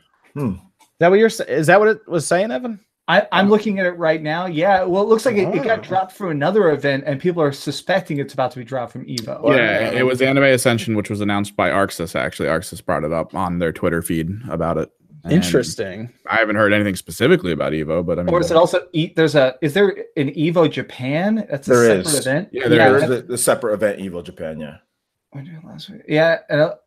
Yeah. So it looks like that's not out there. It looks like Dragon Ball FighterZ is not at Evo Japan, and people are starting to sound the alarms. That'd be. I bet you they're gonna do whatever they can to keep that in there with how the viewership was. I do want to talk about this a little because remember what Sakurai said? He said that the reason why anime characters won't be in there because he said that they need cooperation, and I think this is what he's talking about. Like you have a game, Dragon Ball FighterZ is just anime completely, and all of a sudden, like, oh, there's an issue. Dropping the game from certain things, so maybe this is what he was talking about. That's interesting. I mean, I wonder how. I guess Toei is. Wow, actually block it from. That's horrible news in my opinion. I think that game deserves all the freaking attention. It's so polished. I love it. Not good news at all. What's a Discord question we got, Evan? I'm trying to think of which one to go with here. I guess we can go with one of Gary Evers because we were just talking about Smash. Don't really know if this one's pertinent, though. How can Nintendo hype Super Smash Brothers the way they did and not have their infrastructure ready for the traffic they would have online? Did they underestimate the cost to run online services at an acceptable level? He was referencing the $20 as opposed to $60 a year type situation that they have. Oh, for cost for online. I just think there's just a variety of bad and good connections online at once. Yeah, it's a peer-to-peer game. If your connection sucks and my connection is great, the match isn't going to be good. It's not to say the game doesn't have poor netcode. It doesn't have the best netcode, of all fighters, but it still remains it's a peer-to-peer connection and it's reliant on everyone's connection. Nintendo can't solve that. That and by default, everyone's going to be on Wi-Fi, which is obviously a higher chance of it just being interference or something. Like there might be someone who's playing and they're on like the third floor and the router's on like the first floor or something, and they're trying to play online. And it's a whole thing. So it's weird because sometimes I'll get in a match. I've played online a few times. Sometimes I get in a match and it works fine. Other times I get in a match and it's obviously lagging and having issues. So it's weird. It's so hit or miss. I mean, the only thing Nintendo could have implemented in the game is that they would show the connection they need other players so that you could choose, yes, I want to fight this individual like Dragon Ball FighterZ has, or almost all major fighting games other than this one have it. Yeah. Well, I mean, otherwise, there's nothing Nintendo can do. You can't solve the guy in Oklahoma whose connection is 1 megabit a second. His connection sucks. That's it. Damn you, Oklahoma man! even if you have some good connections and everything, and you're putting there's a reason why there's not 4-player fighting games. You know what I'm saying? Like, there's a reason why you don't see that a lot. Is just because they don't want 4 people's connections all in one. That's just going to bog things down. I mean, that's why Tekken Tag. I don't know if they even let you have 4 people, 4 different connections team up in that game. Online, you just play one person, or you can have the same person. Like I think Mortal Kombat, you have 2 people on one console. You can play that way with somebody. But yeah, like Nate was saying, maybe I don't know, probably better net code if they could. Maybe it'll help out a bit. But if somebody has a bad connection, they have a bad connection. I'm seeing people in the chat say, "Oh, they need dedicated servers." No, that wouldn't alleviate the problem. The dedicated servers wouldn't fix this. So everyone just thinks dedicated servers are like this magic solution. They're not. For fighting games, it wouldn't work well. I don't understand dedicated servers, so explain it to me. I used to play a lot of Gears of War, and when they had dedicated servers, it did solve a lot of the problems. Why would it not? What do dedicated servers do for fighting The problem in this situation is if one person's still lagging to that server, they're going to have a bad time. It depends on how they actually set it up for netcode, because if you have a perfect connection to this thing and the other person doesn't, you're going to basically be running around beating the crap out of them while they can't respond because their connection's so bad to it. There's less timing in like a shooter, for example, compared to a fighting game. So they can kind of hide it a bit better. Whereas in a fighting game, I mean, people are counting frames and stuff out here. So. Okay, yeah. So any delay is bad delay. Whereas in a shooter, like if I pull the trigger and it says it's a headshot, then it's a headshot. It's good. Yeah, it'll figure it out. I mean, you could even tell sometimes if you watch some of your stuff. I used to play Halo online all the time. You could tell half the time your bullet would go through the person and then it would count. Yep. Yeah, have all over dead after you're reloaded. Yes. Yeah, basically. It would hit them, and then you would see like seconds later, then they die. It would figure it all out. You can watch that on replays all the time. You can do it with Master Chief Collection now, actually. You can go back and look at that. It happens a lot, actually, with certain connections. But you just need, like you're saying, Mario Tennis has it. You can look and see if somebody's connection's red, and then you just say, no, I'm not going to play with them. That would be ideal. But it is a shame that the online doesn't work as well as I think a lot of people wanted it to. But I don't know. One of the weirdest things I've experienced in both Smash and Aces has been that when it does lag, it just completely overlooks any input you put in at all between the lag kind of spiking and then coming back, which was really weird in Aces because if you're moving in a direction and then it lags, since it's a momentum-based game, your character just stops in place and you have to rebuild your momentum going out further. So it feels similar to a degree in Smash, but I've definitely hit keys and tried to do things and it would like throw something completely out because maybe it doesn't pick up the up buffer before I hit frickin' the B. It's really awkward sometimes. What other Discord questions we have? You want to hit some? Let's go with Bryochemist. Favorite OST of 2018 for games. Which one? What was that? You said OST? Yeah, original soundtrack for a video game. 2018. Okay. Octopath Traveler. Oh, that's a good game. Yep. I'm gonna give it to Celeste. Torna, the Golden Country, absolutely amazing. Street Fighter 30th Anniversary Collection. You're not gonna go with Red Dead? No. I'm gonna say Spider-Man, not because the songs are like foot-tappingly awesome, but because there are some really sad emotional scenes in that. It's a game where the soundtrack perfectly services the story. Okay. What about do we get Nintendo Prime's choice? Oh yeah, no, totally Octopath Traveler. Okay, like cool, Ophelia's theme is still just rotating in my head every day. Anything over there, Evan? Any ideas? I mean, just for the sheer quantity, I'd probably actually go with Smash myself, just because. Yeah, over 1,000 tracks, right? Yeah, it's cheating. But they're not just the original versions; they're also massively well remixed and remixed in a way that it feels like it's more for a fighter than anything else. That's not fair. All right, pick Smash too. Yeah, I still got to play Tetris Effects. Tetris Effect has a really good OST. Yeah, I gotta check that out. I have that over here, but I wanted to play it in VR, but man, I just gotta find like the willpower to hook that thing up every time. I just never feel like it. You don't need. I've never played it in VR, and I love it. Okay. Actually, if we want to hop off that, we got just a hair. Do you think Microsoft needs a dedicated VR headset, or should they just stick to mixed reality for their next generation? Yeah, I want to see what they can do with mixed reality, because I think that really is the next thing is mixed reality. But I mean, it's just Sony doing VR, and I actually think we'd have another headset already if Microsoft was also making headsets. So I feel like Microsoft should do something with their Xbox and some kind of virtual reality / mixed reality. I would like to see them do it. They were trying to get that deal going with Oculus, but something fell through. We still don't know why. Because the PlayStation VR is the best selling headset, that's by a lot, by like millions. So, yeah, I would like to see them do something, but they don't talk about it. They haven't talked about it, and I already know. I think a lot of us figure anyway that Sony is going to build something into the next system that has some kind of benefit to VR. That's going to make it so that Microsoft will have like an impossible time competing because it's built into a system level. So, I mean, that we've talked about that at times as well, Nate, about all those kind of rumors going around about Sony trying to build something in that's going to make VR easier, whether it's a smaller headset or no box at all. Yeah, I mean, there's still going to be big obstacles for VR going forward, but if Sony can at least alleviate some of those problems with the PS5, it could be a little more welcoming. Right, like if I had to hook up like a spider web of cables and a booster box and everything, I just got to put a headset on, little like visor thing. That'd be so much better. And of course headphones and stuff. That'd be so much better than having to do all this stuff. Like there's so many cables that run all over the place for VR. And then you gotta have the camera hooked up, and I don't feel like doing any of that. But yeah, that's I would like to see it though, Evan. I would like to see that.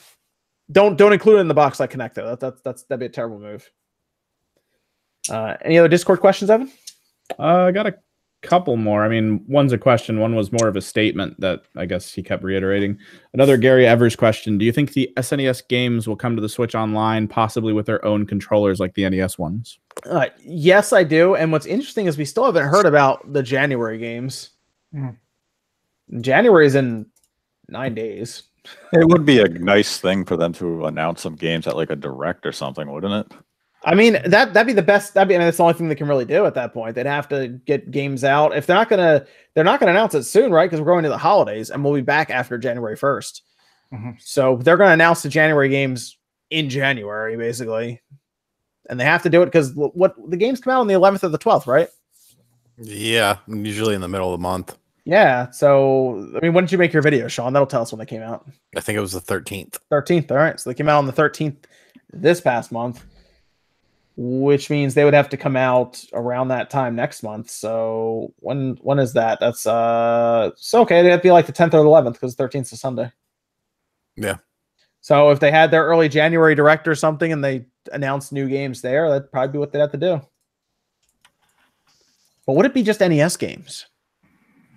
If we're Super Nintendo, I think that they might try and pull an SNES Classic Edition and start trying to release games that actually didn't come out or didn't come out in America. Like they could finally be like, oh, here's Mother Zero, because there's the translated version of Mother Zero. Something like that. I think we might get on in the NES, or I would love to see some Super Nintendo. Anything Super Nintendo will be epic, especially if it has online. I would love online Super Nintendo games. Yeah, that would be really cool if they did that. But any Super Nintendo game, if they just did Super Mario World and Link to the Past, that would just at least give people some, pause to be like, okay, all right, Super Nintendo games are coming. And Turtles in Time. We need one good game. That'd be cool. That'd be cool. Like if they start doing like 2 Super Nintendo and 2 Nintendo games, or something like that per month, that would at least help them. It'd give them a bigger library to pull from then. So that would be cool. That'd be cool. And if they do the Super Nintendo controllers, I'd probably buy them as well. Yes. Just because I bought the Nintendo ones. I didn't buy the Nintendo ones. I did. They're okay. I don't know. I don't use them. So there you go. They look cool though. I mean, they look like Nintendo controllers, but I don't know. I don't know why I bought them. Yeah, that's it. Were you trying to Nate, we were talking about this as well, that we think there has to be, obviously, because we hear about it a lot, we see it with every January. Yeah, we assume there's a direct coming, right? That's what we were talking about. Yeah, if you look through the history of directs, there's like 5 out of the last 7 years there's been a direct of some sort in January. So, yes. I mean, I would say it's just common sense to expect a direct. We're not necessarily hinting at one happening. It's no. Nintendo hasn't announced a release date for a game for the Switch beyond Travis Strikes Again, which is in mid-January. They have to be releasing something in February and March, so they have to detail something. So it just makes sense to have a January direct and, flesh out their lineup a little more beyond the first 2 weeks of the year. Yeah, let's all right, so let's talk a bit about Nintendo in 2019, because that was going to be coming up soon anyway. And then I'll do some of the super chats at 10:30, and then I have another question to bring up before we can even do a little Q&A before we finish up. So Nintendo is going in 2019, and we know about games. We don't know about dates or even some of them release years. So we assume they're going to show up in January with something, right? Because they did it last year. They did like the Direct Mini, right? Last year. Where they had it before. Yeah, Dark Souls closed that out, if I remember correctly. But they gave us, release dates and times and everything for things. So do you think it's going to be a bigger direct that they would do, or let's just say it hypothetically is a thing, or would it be a smaller mini direct again? Because remember, even 1 January, they did the entire, big Switch reveal and everything. Yeah. I think they have to come out swinging right now, just because they really have not discussed much or dated much for 2019. I think they have to come out right away in early 2019 and say, boom, this is what we have. We have Yoshi, we have Fire Emblem, we have Bayonetta 3. You have to date anything up to probably about June And then you'll probably want to tease something for later in the year. So if you want to show Animal Crossing with an actual trailer, if you want to show Luigi's Mansion 3 again, do that right now, because you want to still sell systems in January, February, and March. And what a better way to guarantee you hit 20 million than by showing all this awesome stuff still to come. So people say, oh man, I got to buy a Switch right now. And I get, new Super Mario Brothers U Deluxe. You're going to sell them with the software out right now and then tease them with what's to come. And you can get those extra couple million sales in these first 3 months and guarantee you hit 20 million and that 100 million software number. And so it just makes more sense to really start strong and kick ass out of the gate. Yeah.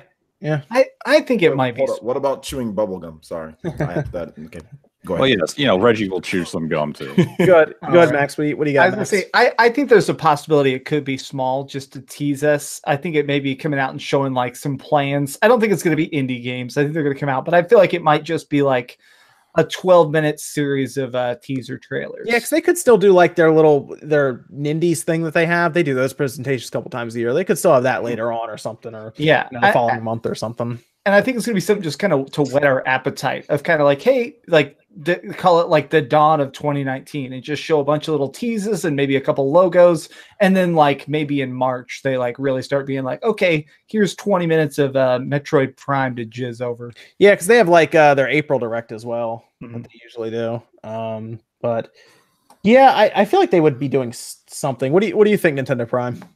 I think it's going to be a bigger. It'll be like a mini, but it's going to be a mini that has some surprising like early releases. Like Yoshi's Crafted World being an early release, I don't think it would be too surprising. But something like Fire Emblem dropping that in March before the end of the fiscal year, because that was a driver on 3DS. It would potentially be a driver on Switch heading into that spring and summer, and then with like a tease of Animal Crossing at the end is like a summer release. Of course, this is me wanting it to be a summer release too, but because Animal Crossing, if you look at the numbers, it's actually one of their biggest IPs. Yeah, so like they don't even need to show Metroid or anything. Like they can save all that for way later in the year because they have if you look at 2019, they've got like 12 exclusives already announced.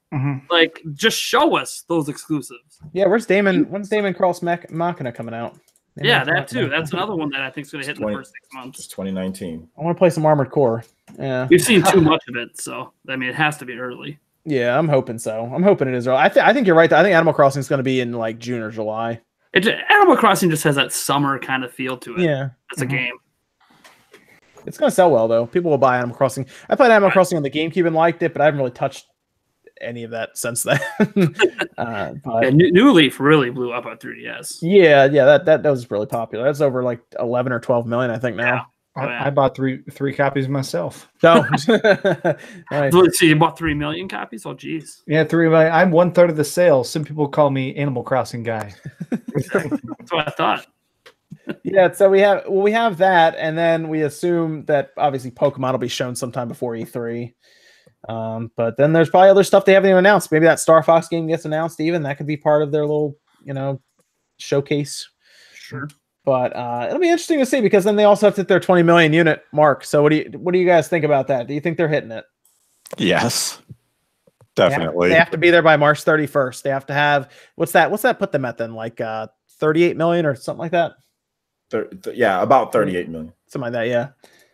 So what do we think? I don't know. I'm not sure. I don't know the numbers. It just doesn't seem like they're at 20 million yet, and I don't know how big this final surge is going to be. The last 2 weeks in Japan by itself, almost 600,000 units in the last 2 weeks. Well, and we know that at 1.3 million in November. November was crazy. So I think they'll come close. I just don't know. It seemed like in the summer months there really slowed down sales big time. So I love the Switch. I think the Switch is a great time to buy it, but I'm not sure general consumers will push it to 20 mil. Yeah, I think it's going to perform similar numbers to last year. Just it was such a slow go into this period that while Smash and Pokemon are obviously blowing the numbers up, like it's still sitting around like 25 million. So what are we talking about? It's selling, another 13 million over the next few months. I just don't see that even if they did hit like Fire Emblem in March or Daemon X Machina and stuff, like I I don't see a roadmap. And even if you look at like recent comments, they said, "Oh, we're on track to hit 100 million software like we wanted." But they're gonna hit software. They've probably hit the software. Yeah, but they're still like, it's still 20 million. It's just kind of that it's going to be hard to do. We hope to do it thing. They're still saying that. So it's like, I think Nintendo even knows. Yeah, maybe we shouldn't have said 20 million ever. We should have just said we are looking to increase numbers year on year, and they might increase numbers year on year, but they have to give a number to their investors. So they have to give a number. So they gave a lofty 20 million. Like they knew there was not much coming till Smash and Pokemon. So like I understand banking on it because something like 60% of all their sales happen in the third quarter. But I mean, 60% of all your sales isn't gonna if you're not hitting, another 50% of sales in the rest of the months, it's not gonna matter. I need to see how it does I need to see what's coming like January. That's what January 31st is going to tell us. Yeah, I want to see that. I think they still have a chance, especially if something like Yoshi or something like that drops beforehand. But we need to just see how it does after December. Smash is huge. It's selling a lot of systems right now. So I think that's the thing that I'm going to have to kind of wait. Maybe they can hit it, but we got to wait and see because December's been huge. Overlooked New Super Mario Brothers U Deluxe. Exactly. Yeah. That series has always sold well. It even sold well on Wii U because it was like one of the only first party games worth getting early. And like it's always outsold like the 3D games. So now that you have another popular system, there's gonna be a lot of people that haven't played a New Super Mario Brothers game since Wii days. So they might be being like, hey, let's pick this up, and who knows? That could be a huge driver. And maybe that's what Nintendo's thinking. Smash takes us to that. That takes us to the next game. I think a lot of people, even who played it, will probably buy New Super Mario Bros. To be honest, I think I bet like Max. Are you getting it, Max? I'm going to get it, because I owned both the Super Mario Brothers U and Super Luigi Brothers U on Wii U, and I liked both of them a lot. I never beat all the secret levels though, so having those all packaged together, that's worth the price to me right there. That's it. I'm buying it day one. I'll admit it. Okay. I'll probably check it out too, just because it's. I actually didn't play a lot of the one that was on the Wii U, and apparently this is going to be like all of those put into it. So yeah, I'll check it out. Why not? Why not? And then of course, Max, you said Jocelyn has a Switch now, so there you go. Yeah, that game is brutal co-op. If y'all have never played it co-op, definitely watch a video. You can murder the hell out of your teammates if they suck. Oh, good. Nothing like selling a game with murder. Very nice. Yeah, exactly. Yes, very cool. So we'll see. We're looking hopefully forward to a January Direct, but honestly, it's gonna be kind of quiet for the next 2 weeks with holidays and people being in and out in the offices and everything. So you probably won't hear a lot directly from Nintendo, although they might show up in early January and say that Smash has cracked the 10 million mark or something. God dang. Oh, jeez. It's very possible that they would show up and do that. They did that with Mario Odyssey. They said it sold 9 million in just over a month, I think. If it sells 10 million by the end of January, I'm going to give away a couple copies. Oh, it'll sell. I think it'll sell 10 million by the second week in January. Oh, yeah, it'll definitely sell more than 10. It's on the record now. It's on the record. I'll give away 3 copies. You should have said it will sell 10 million by the January 1st. Well, I like to make bets that are winnable. Yeah. I gotcha. So let me. We have any other Discord questions, Evan? I'm gonna go through some of the super chats here. Well, it's not a question. This guy kept popping in and bringing it up. Apparently, he noticed that Gods, the SNES and Genesis game, was available on the Xbox One on the online shop, and he found out that they're coming to the Switch and PS4. I don't know why he kept posting updates about this. Gods. I don't know if he had a question in there or what was happening. It might be a remaster of the original games. Just not sure. I vaguely remember that game. Whoa, sorry, I missed it. I was reading chat. It's Gods for SNES and Genesis supposedly is coming out on the Switch and PS4 soon, but it's, I guess, currently out on the Xbox One. I've never heard of that. Right. I'll check that out.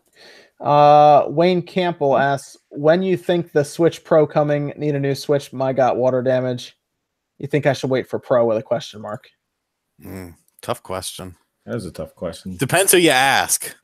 Depends on what you want to play. If you don't got a Switch to play, and Smash is out right now, dude. I'm just getting another one, and then maybe you can sell it once the Switch, if there is. They'll probably have a trade-in deal anyway. Yeah, so it just depends on what you want to play, bro. Well, it's also my thing is a game now is better than a theoretical game later. Like if you buy it now, you'll be playing it for months, and eventually, yeah, it'll suck if you have to buy a Switch Pro middle of next year if you want to upgrade. But you'll have 6 months of gaming under your belt. So, I would say if there's Switch Pro coming next year, it'll probably be like late next year. So think about like will you go the next year without playing those games? Basically, is what I think about. I think it's gonna be a while. I can't go a couple minutes without playing. There you go. See, I literally have playing it right now. We just can't see it. A bunch of YouTubers have been doing a thing lately where they just tweet out their room code in Smash, where they're just like, "All right, I want 6 competitors," and I'll just see that on Twitter all the time now, and I'll just jump in there and like fight Arlo and stuff. It's so fun, man. Nice. Yeah, I don't know about the Switch Pro completely, but I wouldn't be shocked if it didn't come out till like the end of next year, like holiday time. So that's my thought on that one. Deathwish Cassidy says, "Oh, this is a good one for you two, Evan. Spawn, did you see that Windjammer is getting a physical Switch release through limited run?" Yeah, I saw the retweet of it. Yes, it looks very, very cool. I'll be getting that. Aaron says, "What's everyone's most hyped game of 2019?" Outer Worlds. Resident Evil 2. I was gonna say Resident Evil 2. Fire Emblem 3 Houses. I'm gonna go with Damon X Machina because I think it looks very interesting. But I was going with Resident Evil till Sean took it. Well, actually, Shenmue. Sorry, I'm gonna say Shenmue 3. I'm changing my vote last minute. Yeah, I was gonna say, what about Shenmue 3? Or unless Halo Infinite makes it out in 2019, which I don't think it will. I'll go with Damon X Machina just because it looks different. Nice. What about it? 3. Okay? There's Mansion 3. Sounds good. What about you, Nate? God, I can't narrow it down to just one. Okay. Is there one you're excited about that you can say? Yeah, Fire Emblem. Yeah, I'll go with Fire Emblem. Okay. Yeah, that's a good pick. What about Evan? I'm definitely excited for the freshness that Damon X Machina might bring to that kind of Armored Core like game, but I am interested to see what mechanics might get pulled into the 2019 Pokemon game. What do you no hope for Cyberpunk making 2019? We're all pretty sure it's 2020, but I mean it depends. Right. Labor over there is hyper cheap, so they can just fill a room with children and get them to program it out. I'll say this: if there's a third person mode in that, my excitement will go up way more. I just not big in first person, but if there's third person, I'll be a lot more excited for that. They seem to say that it was just going to be first. They kept saying it was. Because the references is how the fights are supposed to play out. It's supposed to be better in first person because if you go third person, then you get the camera around corners bullshit, and then it's not as kind of powerful when you come around a corner and there's just people staring at you. You're like, oh no. Nah, I still like it more. I play a lot of Mech Assault. It's all third person. I love it. Yeah, no, you can like it. It's just what the producers want to actually give you as an experience. That seems to be more the goal here. That was a lot of pushback for that first person or third person thing. A lot of people wanted that third person. Eventually, someone will probably modify it. I mean, it's going to be a PvP game, and they'll have it. Yeah, I don't know. I just play like Warframe and like what you can do and how like you can move around on a map and kind of like what you can do in third person is completely different than like how you have to make a first person game, like how fast you can move and acrobatics and things. But that's the experience they want to give you. Is exactly. Like achieve great quality out of first person as well. Serenity in chat just said the devs directly confirmed this week that no third-person gameplay outside of driving. So I guess that means when you're traveling, you'll be able to see third person, but in combat, it's all first person. I like the driving bit. So okay. Sokar says, "Will we see Shin Megami Tensei 5 info early next year?" I would think so. Yeah. Well, one of the developers just said, just please wait a bit longer. So he was kind of saying like in the 2019 New Year's resolution, or like Japanese developers always talk about what they're looking forward to or excitement, kind of hyping up maybe what they're doing. They always do this like a big old huge column. I think it was 5 minutes or something. And he said, please wait a little bit longer, So I think we'll get something. But I don't know if it's going to be released then. I'm just saying I think we might get some more information. I would like to see it early, but I mean, honestly, we're even thinking we're hoping it's going to be a worldwide release, right? We don't even know if it's going to be one of those things where it comes out in Japan first and then comes over. Never trust these weirdos over at Atlas. I wouldn't trust them with anything. It could show up in Japan and then months and months later. They'll localize it like in Singapore first, and like everybody else has to wait for it, dude. But I could see us getting info in the first quarter next year. I could see that happening. So I'd like to see it before E3 if possible, because they need to get that out as soon as possible if it's not a worldwide release, so we can then get it over here. Sakon 10 says Crackdown 3 game is looking a bit rough. Oh yeah, it looked like Crackdown though. Like I looked at that and I said, yeah, it's Crackdown. Well, that's what the new IGN got access to the first like level. Did you watch that? Yeah. No. That has me worried now. It just looks like Crackdown to me. Like I said, I'm still just looking at it, I'm like, it's Crackdown. Okay. Yeah. Don't worry there, Dreamcast guy, about Crackdown. It dropped off a cliff, I'll admit that. It's been in development for way too long. It's probably cost way too much.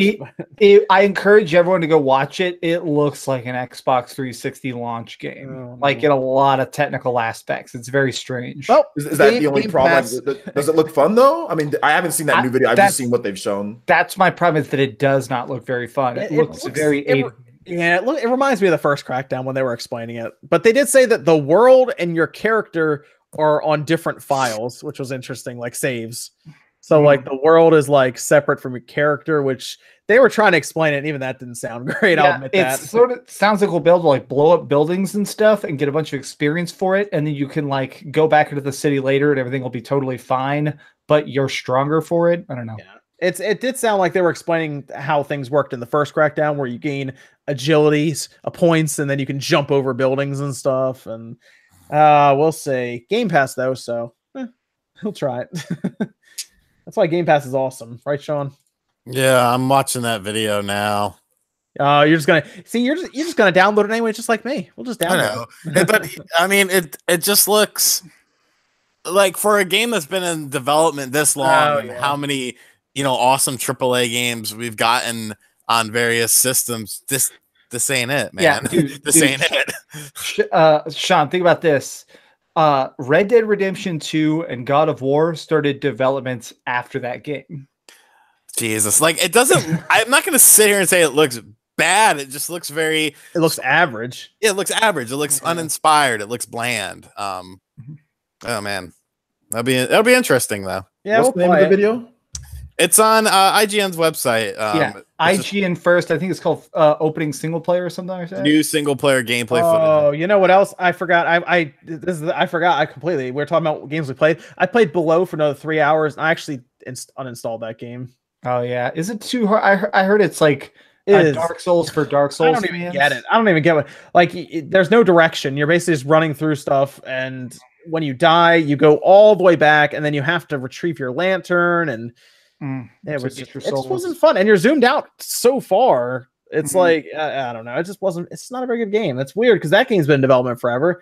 Ashen turned out better. I've played a little more of that, but Below is not good.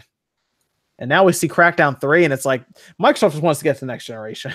Yeah, let's get to the next. Let's get to 2020 over here.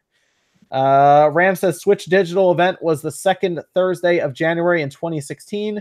Direct Mini was the second Thursday of 2017. I'm fairly certain that January 2018 will be January 10th, 2018 will be a Direct. That's a Thursday. Sure. Okay. Tell you what, Ram, we'll go with January 10th. Okay. According to Ram. I'm going with Ram. Thursday, January 10th. I'll lock that one in, Ram. We'll go with that. That's actually not a terrible time because that's before that's actually a good pick, Ram, because that's before the NES games or the Super Nintendo NES games if now would show up on the shop. Well, it's early enough. Yeah, I'm gonna go with the 10th. What do you guys think? Sure. Sounds pretty right. Are you hitting at something there, buddy? Oh gosh. Hey, I saw it on Twitter. I'm not doing any of that. Time for me to make a new video, SpawnWait says. Do me a favor, Nate. I want you to look directly at me with that frozen picture you've always had and tell me exactly when it is. It will air on January. This is it. This is it. Did you catch all that? Yes, I've heard you mumble 10th. I hope, right? Let me go ahead and plan 18 videos around this. All right, you all heard it. Hey, Ram said it, January 10th. Yep. We'll go with Ram on this one. We'll go with Ram on this one. Oron says my most hyped game is the Nosebleed announcement. Is that OJ's announcement? There's no announcement. This guy's he's a weirdo. Did you get a Nosebleed on stream? The Nosebleed announcement. Matthew Campos says first time I've seen RGT 85 without a hat. Yeah, Christmas miracle. Wait, is your hair really long now? Do you look like Krusty the Clown again, or do you get it like cut up a bit? No, it's all pulled back. Oh, okay. Krusty the Clown. Hey, Sean calls himself that. Yeah, there was a very Krusty the Clown like stage for the hair. It was rough. Oh man. Then Matthew follows up with Think Mother 3 will be released West Side next year. Yes, 100% I do. We're gonna say this every single time. The end of the year, we're gonna be like, never. 2019's the year, guys, for Mother 3. Never. It's translated. Just release it. It's too controversial. There's too much political stuff around it that if they change it, the fans of the original will get pissed. And if they release it in the original state, it's a minefield. Just rate it mature and put it out then. Isn't the last boss an abortion, right? There's an issue where you go to a certain point and there are gypsies, I think is what they called them, and that wouldn't work well in today's environment. Nintendo even took out betting from Smash because they were probably afraid that people would think this game is encouraging gambling. So it'd be tough. But I'm gonna still say it's coming, baby. Let's go. Woo, Mother 3 Switch 2019. Let's go. There's casinos and Pokemon. That one game that Nintendo said they were never going to release on their system. Like there was this whole court case about it that led to the ESRB thing, and now it's coming. Night Trap. Yeah, Night Trap. So like, if they're going to let Night Trap, I mean, I don't know what the problem. I think the problem with that is that it's first party, and there is some content there that they might be a little concerned about with the people that already know about the series. It seems to mostly be. I don't know if it's mostly because like the American audience they're concerned about because they keep releasing it in Japan. It was on the virtual console and everything. Yeah. Was it really? Dude, that's BS. Yeah. So it's the American audience that they're scared of, it seems. So I don't know. It'd be nice to see him do it, but there's Max, if you can see, there's some good videos online where they explain exactly the problem with it. Well, it's very interesting. And I saw that, and one of the ones was dissecting. I thought it was like kind of the ending and stuff, and about how it does have some kind of heavy ideas on life and death that they're probably not a fan of anymore. The ending of the Mother 3 was like abrupt. It was very weird. Like it leaves a lot of people have all these interpretations on it. It's very interesting. Yeah. The ending to Earthbound though, the first Earthbound, I guess, on the Super Nintendo, Mother 2, then that's the one where people draw all these weird ideas and conclusions about what it could have been, where you're saying like abortion and all this stuff, fetuses that you fight. That's where that comes from. But like Mother 3 had a weird ending. It wasn't even like, it was like I guess I can't say it because it'll ruin it, but it was. Do it. It was a letdown, I guess. You can go look up the ending and you'll be like, "Oh, that was it." Okay. We're talking about Xenogears earlier. Xenogears has probably one of the most disappointing and confusing endings of any game ever, in my opinion. Where the first disc of that game, which is a 2-disc game, is this like rolling epic RPG, which is gorgeous like scenes, and then the second disc is basically an anime where everyone lives happily ever after. It's like, what the hell? Then we have Cyber Knight saying, anyone know what happened to Pikmin 4? Only Miyamoto knows what happened to that game. They're just waiting. I think they're waiting. The Pikmin are still, carrying it over. I thought he was done with that game. I thought he finished it or something. That's so right. Yeah. He said the game's practically finished. It's like, and that was like what, 2015? It's been a while. Yeah, I don't know what happened, guys. Yeah, any day.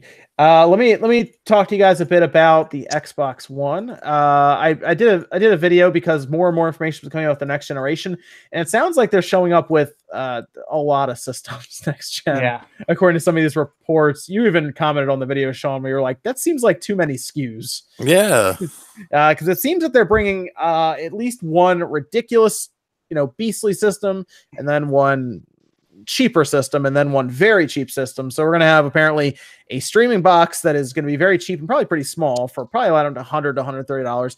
Then we'll have the step up that's like the Xbox One S is right now for $300. And then we'll have basically what the X is for probably around $500. Now those could change. We could have a $400 and a $600 model even, but do you guys think that would be a problem to have these many SKUs happen on launch? Like, would one of them, like, would they have to hold off on the streaming box till like 2023 or something?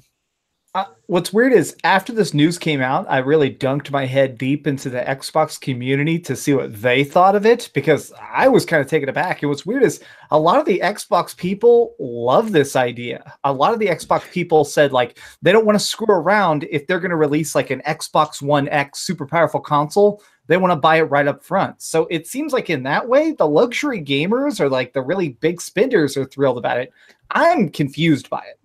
Well, I actually like that idea too, because if they don't have to worry about releasing one system in like a price bubble, that means that they can release the cheaper system for people who don't want to spend the money, but then they can really go all out with that expensive system. Okay, that's the reason I like the idea of that, because I want the next Xbox One X essentially, because, you know, playing the 4K monitor, TV or whatnot, I want that experience, but I don't want to have to, like we saw the Jaguar cores get thrown into the, you know, the Xbox and everything, and then the Xbox One X still has them, and it's like, what if the next system came out and it didn't need to have anything pulled back for pricing or something? That's kind of where I am. But honestly, I think if there's always a cheaper system as well with it, then I have no problem with being multiple SKUs. It's not my job to sell the system, so I don't care. Like if I had to sell it, I'd be like, how am I going to explain all of this all at once? Because the Pro and the X don't even sell as well as like their cheaper counterparts.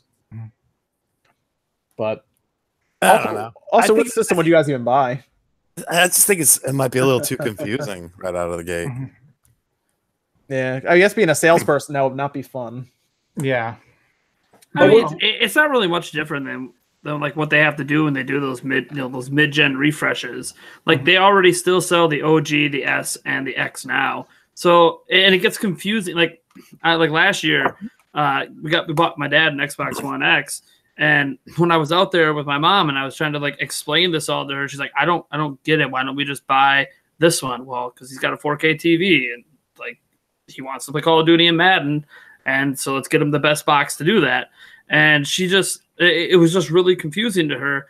And I think the big thing is when you're going at launch, like launch people are going to be the Xbox people, the people that really want the system, probably going to go for the big bad boy right away, so they don't have to worry about upgrading for a hell of a long time. But I honestly think if you look at how they're doing it now, it's just the same thing, just at launch.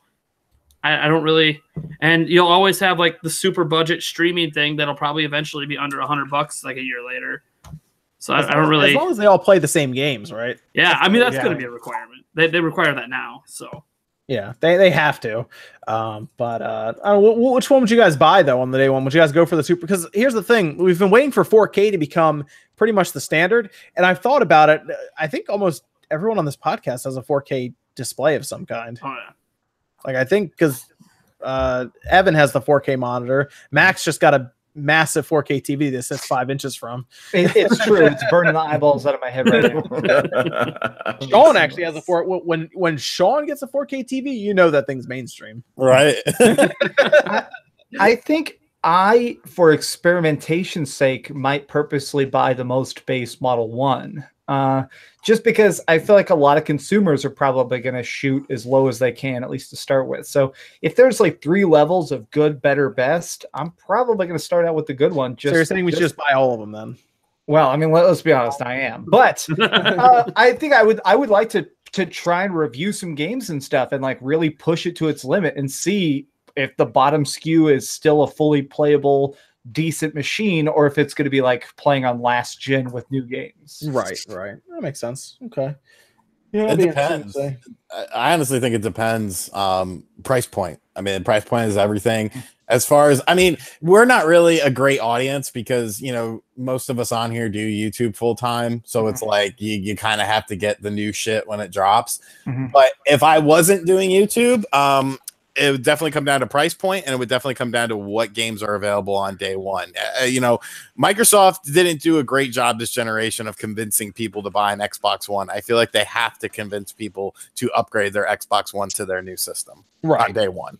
Yeah, absolutely. Because what if they make it so that the games just work universally anyway? Then people from last gen might not care. Like if you have those like mid-gen ones where it's like the game comes out on both, you got to really push them along with something like Halo. But I think Halo is going to be on last gen as well. Yeah, right. It'll be interesting to see. Well, let me close with this, guys. Let me ask you this as we kind of close out here. I had this interesting comment left, OG, on one of my videos that talked about Sakurai, and it talked about how he's technically not exclusive to Nintendo. That's correct, right? Technically correct. Yeah, technically, because he has Sora Limited, right? Where it basically created that so he's not locked into any one company. He's an independent contractor. Yes. Do you think there's any way that he would go develop for himself or another system in some way?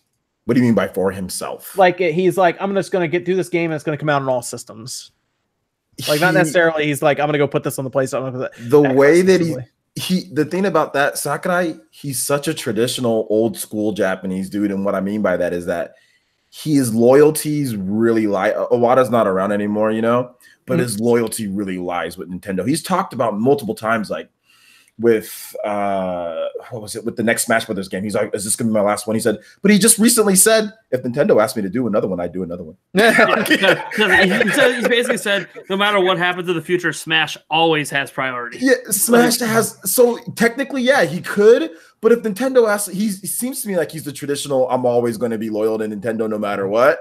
But he's not going to say it. But if Nintendo wants a Smash Brothers game, he'll do that. And if Nintendo, it seems like if they want maybe a Kid Icarus game, if there's time in between, he'll do it. Like that was my other question is, what if they said you can make your own game if you want, go do something? Would you want them to do a Kid Icarus or maybe something else? A Kid Icarus Uprising with modern functional controls.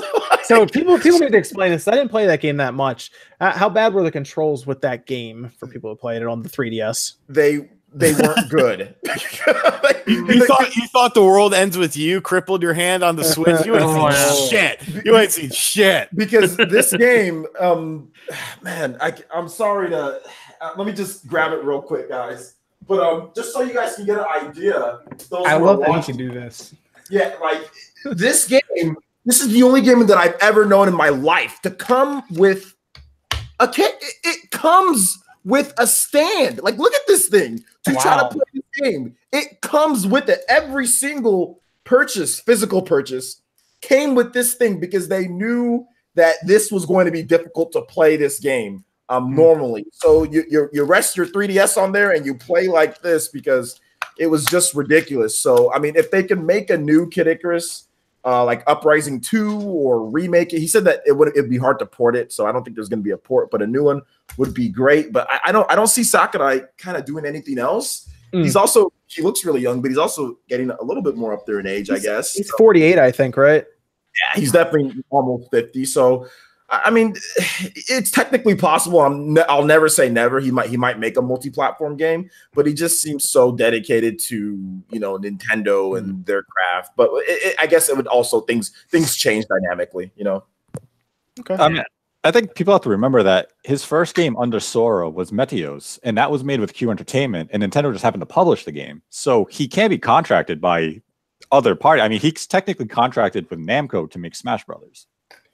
So if Capcom came to him and said, we want you to make, Beautiful Joe, and it's going to come on all 3 platforms, then it would just happen that way. Yeah, it could. Yeah. I mean, if the project's interesting to him and he's like, all right, let's do it. Yeah. I mean, I honestly want to see him do another Kirby game before he's all done. He's done with Kirby. I know, that's the thing. He's been done with it, but I'm just like, just one more. Just one more. Like remind Nintendo how Kirby should be done. Also, I would like to say that a Beautiful Joe 3 would be awesome. A Beautiful Joe 3 from Sakurai would be freaking god tier. Let's do that. Let's get it out there. Put it on all platforms and give that game a chance to succeed. They were working on one for a very, very short time. Somebody published something about it, and it basically was like they were in the preliminary stages right after 2 finished. They were really like, wow, working on 2 was super fun. It shaped up exactly the way we want. Let's do 3. And then 2 just didn't sell. And they're like, all right, well, Beautiful Joe's dead. That's so sad. That was a sad day. Yeah. Sad day. And was that right around the time that Clover left too, right? I'm not sure about that. Story? Okay. Well, because were they? I need to look up the story again. But yeah, because Clover did the new platinum games because Hideki Kamiya was Beautiful Joe, the original. But then Beautiful Joe 2 wasn't done by Hideki Kamiya. It was done by just another team in Capcom or whatever. I mean, Clover was around for another 2 years after Beautiful Joe 2 because their final game was God Hand. Yeah. God, I love God Hand. God Hand was cool. That was a cool game. That was a cool game. Oh, that was a great game. That's some of the best cover art. Yeah, just a fist and a dude screaming. That's all you need. That's great. So I guess that's it for tonight. Anything else you guys wanted to go over before we finished up? Oh, one more quick thing about this game, Kid Icarus Uprising. The Circle Pad Pro, Sakurai said that they couldn't use the Circle Pad Pro because it would use up too much of the CPU power and that they didn't have enough left because the game was so intensive. I knew you were going to bring that up. Yeah, I just wanted to mention that about this game because the game pushed the 3DS so much. It's still one of the best looking games on the 3DS. It also had 3-on-3 online multiplayer as well. So, I don't know how they pulled that off. I don't know how they pull off everything in this game. Yeah, people still play. One of the Game Explain guys was playing it recently. Was taking pictures of the fact that people still play that game online. I mean, it's a good game. You just aren't going to have a hand left when you're done. I use the buttons to control the camera, by the way, guys. That's how I played the game. Was buttons really controlling the camera. Dude, I put 200 hours into Peace Walker on PSP. Used to have to do this claw motion with your hand in order to press the buttons. And so I'd always run around while simultaneously my whole left hand was just dying. But didn't that come to that came to the X360, didn't it? Or Xbox One? 360 and PS3, and they fixed the controls completely. But by that point, I'd already lost the hand. Yeah, I couldn't play. My hand cramped every time I tried playing that. Monster Hunter 2. Remember playing Monster Hunter on the PSP? The claw? Yeah. You had, because people understand you had to press the joystick was to move, but then you needed to press up and down the D-pad, so you had to wrap your hand around. Monster Hunter 3DS too, kind of claw, some claw stuff going on there. It almost would have been less crampy to be on the N64. Just stretch my pinky out and hit the D-pad. Evan, I should have checked with you. Are we all done with Discord questions? We're good. Everything's set for Discord. Cool. All right, very good. I guess we'll go around here we'll start with our guest tonight, Nintendo Prime. Where can they find you, man? Yeah, you guys can find me on Twitter at NintyPrime or YouTube at youtube.com/C/Nintendo Prime YT. Cool. All right. Thanks for joining us tonight. It was a lot of fun. No problem. Thanks for having me on. Then we have Nate, Direct Feed Games. You're getting close to that 10,000 mark, right? Yeah, I think I'm 187 shy right now. Wow. Okay. Cool. So you might be close, maybe by the end of the year. You think? I don't think it'll make it by the end of the year. So maybe first, second week of January. Well, here's the thing. You said when you get to that mark, you might consider doing more voiceover and discussion pieces as well. Yeah, so maybe it'll be timed well if that January Direct comes out on the 10th. Maybe I'll hit 10,000 around there, and my first video will be discussing the contents of this hypothetical Direct. There you go. See, guys, just got to work on getting them there, and maybe you can do some predictions and stuff going forward for some of the directs and everything. See, look at that. They said they'd sub if you had a camera, Nate. Yeah, and the next guy said I stink. You got to pick the good with the bad. He's already a controversial character. You don't even have a camera. Then let me go over to Sean, RGT85. You're taking a bit of a break, but let them know where they can find you. Yeah, I'm leaving tomorrow for a week. You can find me on RGT85. There will be a video on tomorrow. There will be a video on Wednesday, and I'm actually debuting a new series on Friday that's retro orientated because that's one of my New Year's resolutions is to do some more retro stuff. So yes, I'm looking forward to seeing how well that series takes off and goes. But it actually required a lot of work, and the script was actually. I've been working on it since June because it required a ton of fucking research. So it'll be interesting. It'll be interesting to see how it goes. Cool. That'll be fun. Then Max, where can you find him, man? YouTube.com/Dreamcast guy. I'm going to be taking the next couple days off myself as well.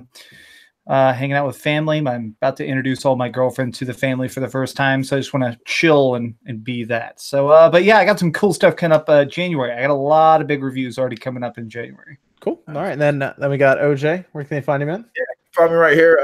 You know, your boy doesn't take any vacations. You know what I'm saying? You know, you guys know what I'm saying. So we'll be doing live streams and all of that. My brother's gonna be here. Might slap him up and smash for you guys a couple of times. So yeah, no, I'll be taking just Christmas off. Christmas will be off, but I'll be doing videos like normal. We'll be giving away more copies of Smash Brothers before Christmas. Hopefully, we get another copy given away. We've already given away a bunch, so link that as well. Oh, next week also for videos, we do got. I'm working on a video for Damon X Machina, so I'm working on a big video for that. Cool. Getting the script done this today and tomorrow. Hopefully we can get it out next week, but I'm working on that. It's gonna be very similar to like my everything we know about like the Fire Emblem video, which a lot of you guys really liked. So we're doing something like that for the Damon X. Cool. Sounds good. Sounds good. I didn't have a rate in mind, but if you guys know anyone that's online right now streaming, feel free to let me know. As people are asking about that. Next week's SpawnCast is going to be pre-recorded. It's going to be pre-recorded, so I've already talked to some people. I guess Sean won't be around. Yeah, I won't be. Unless you got internet, you can talk to us on your phone. Please. I'm in like the freaking wilderness there. I can barely access like my email. It's good. It's a blessing and a curse because I like the privacy, but yeah, it's rough. Yeah. I'll talk to We're just streaming. Okay, we can do that. Yeah, do you have the link for him? Yeah, I can post the link. Yeah, go ahead, post it in the chat. I was just going to post a link for the raid, so go say hi. And Danganronpa. How do you say Danganronpa? He's playing Danganronpa. Yeah, Danganronpa. I don't know how to. So go ahead and stop by there and hit the like button and say hi and everything. And that's going to do it for episode 90. Yeah, we'll have a SpawnCast up for next weekend. It'll go live at the same time we do this anyway, but it'll be pre-recorded. But I think you guys will like the guests for next week, so you want to check that out. And that'll do it here, guys. We'll see you next Saturday night, 9 p.m. Eastern time.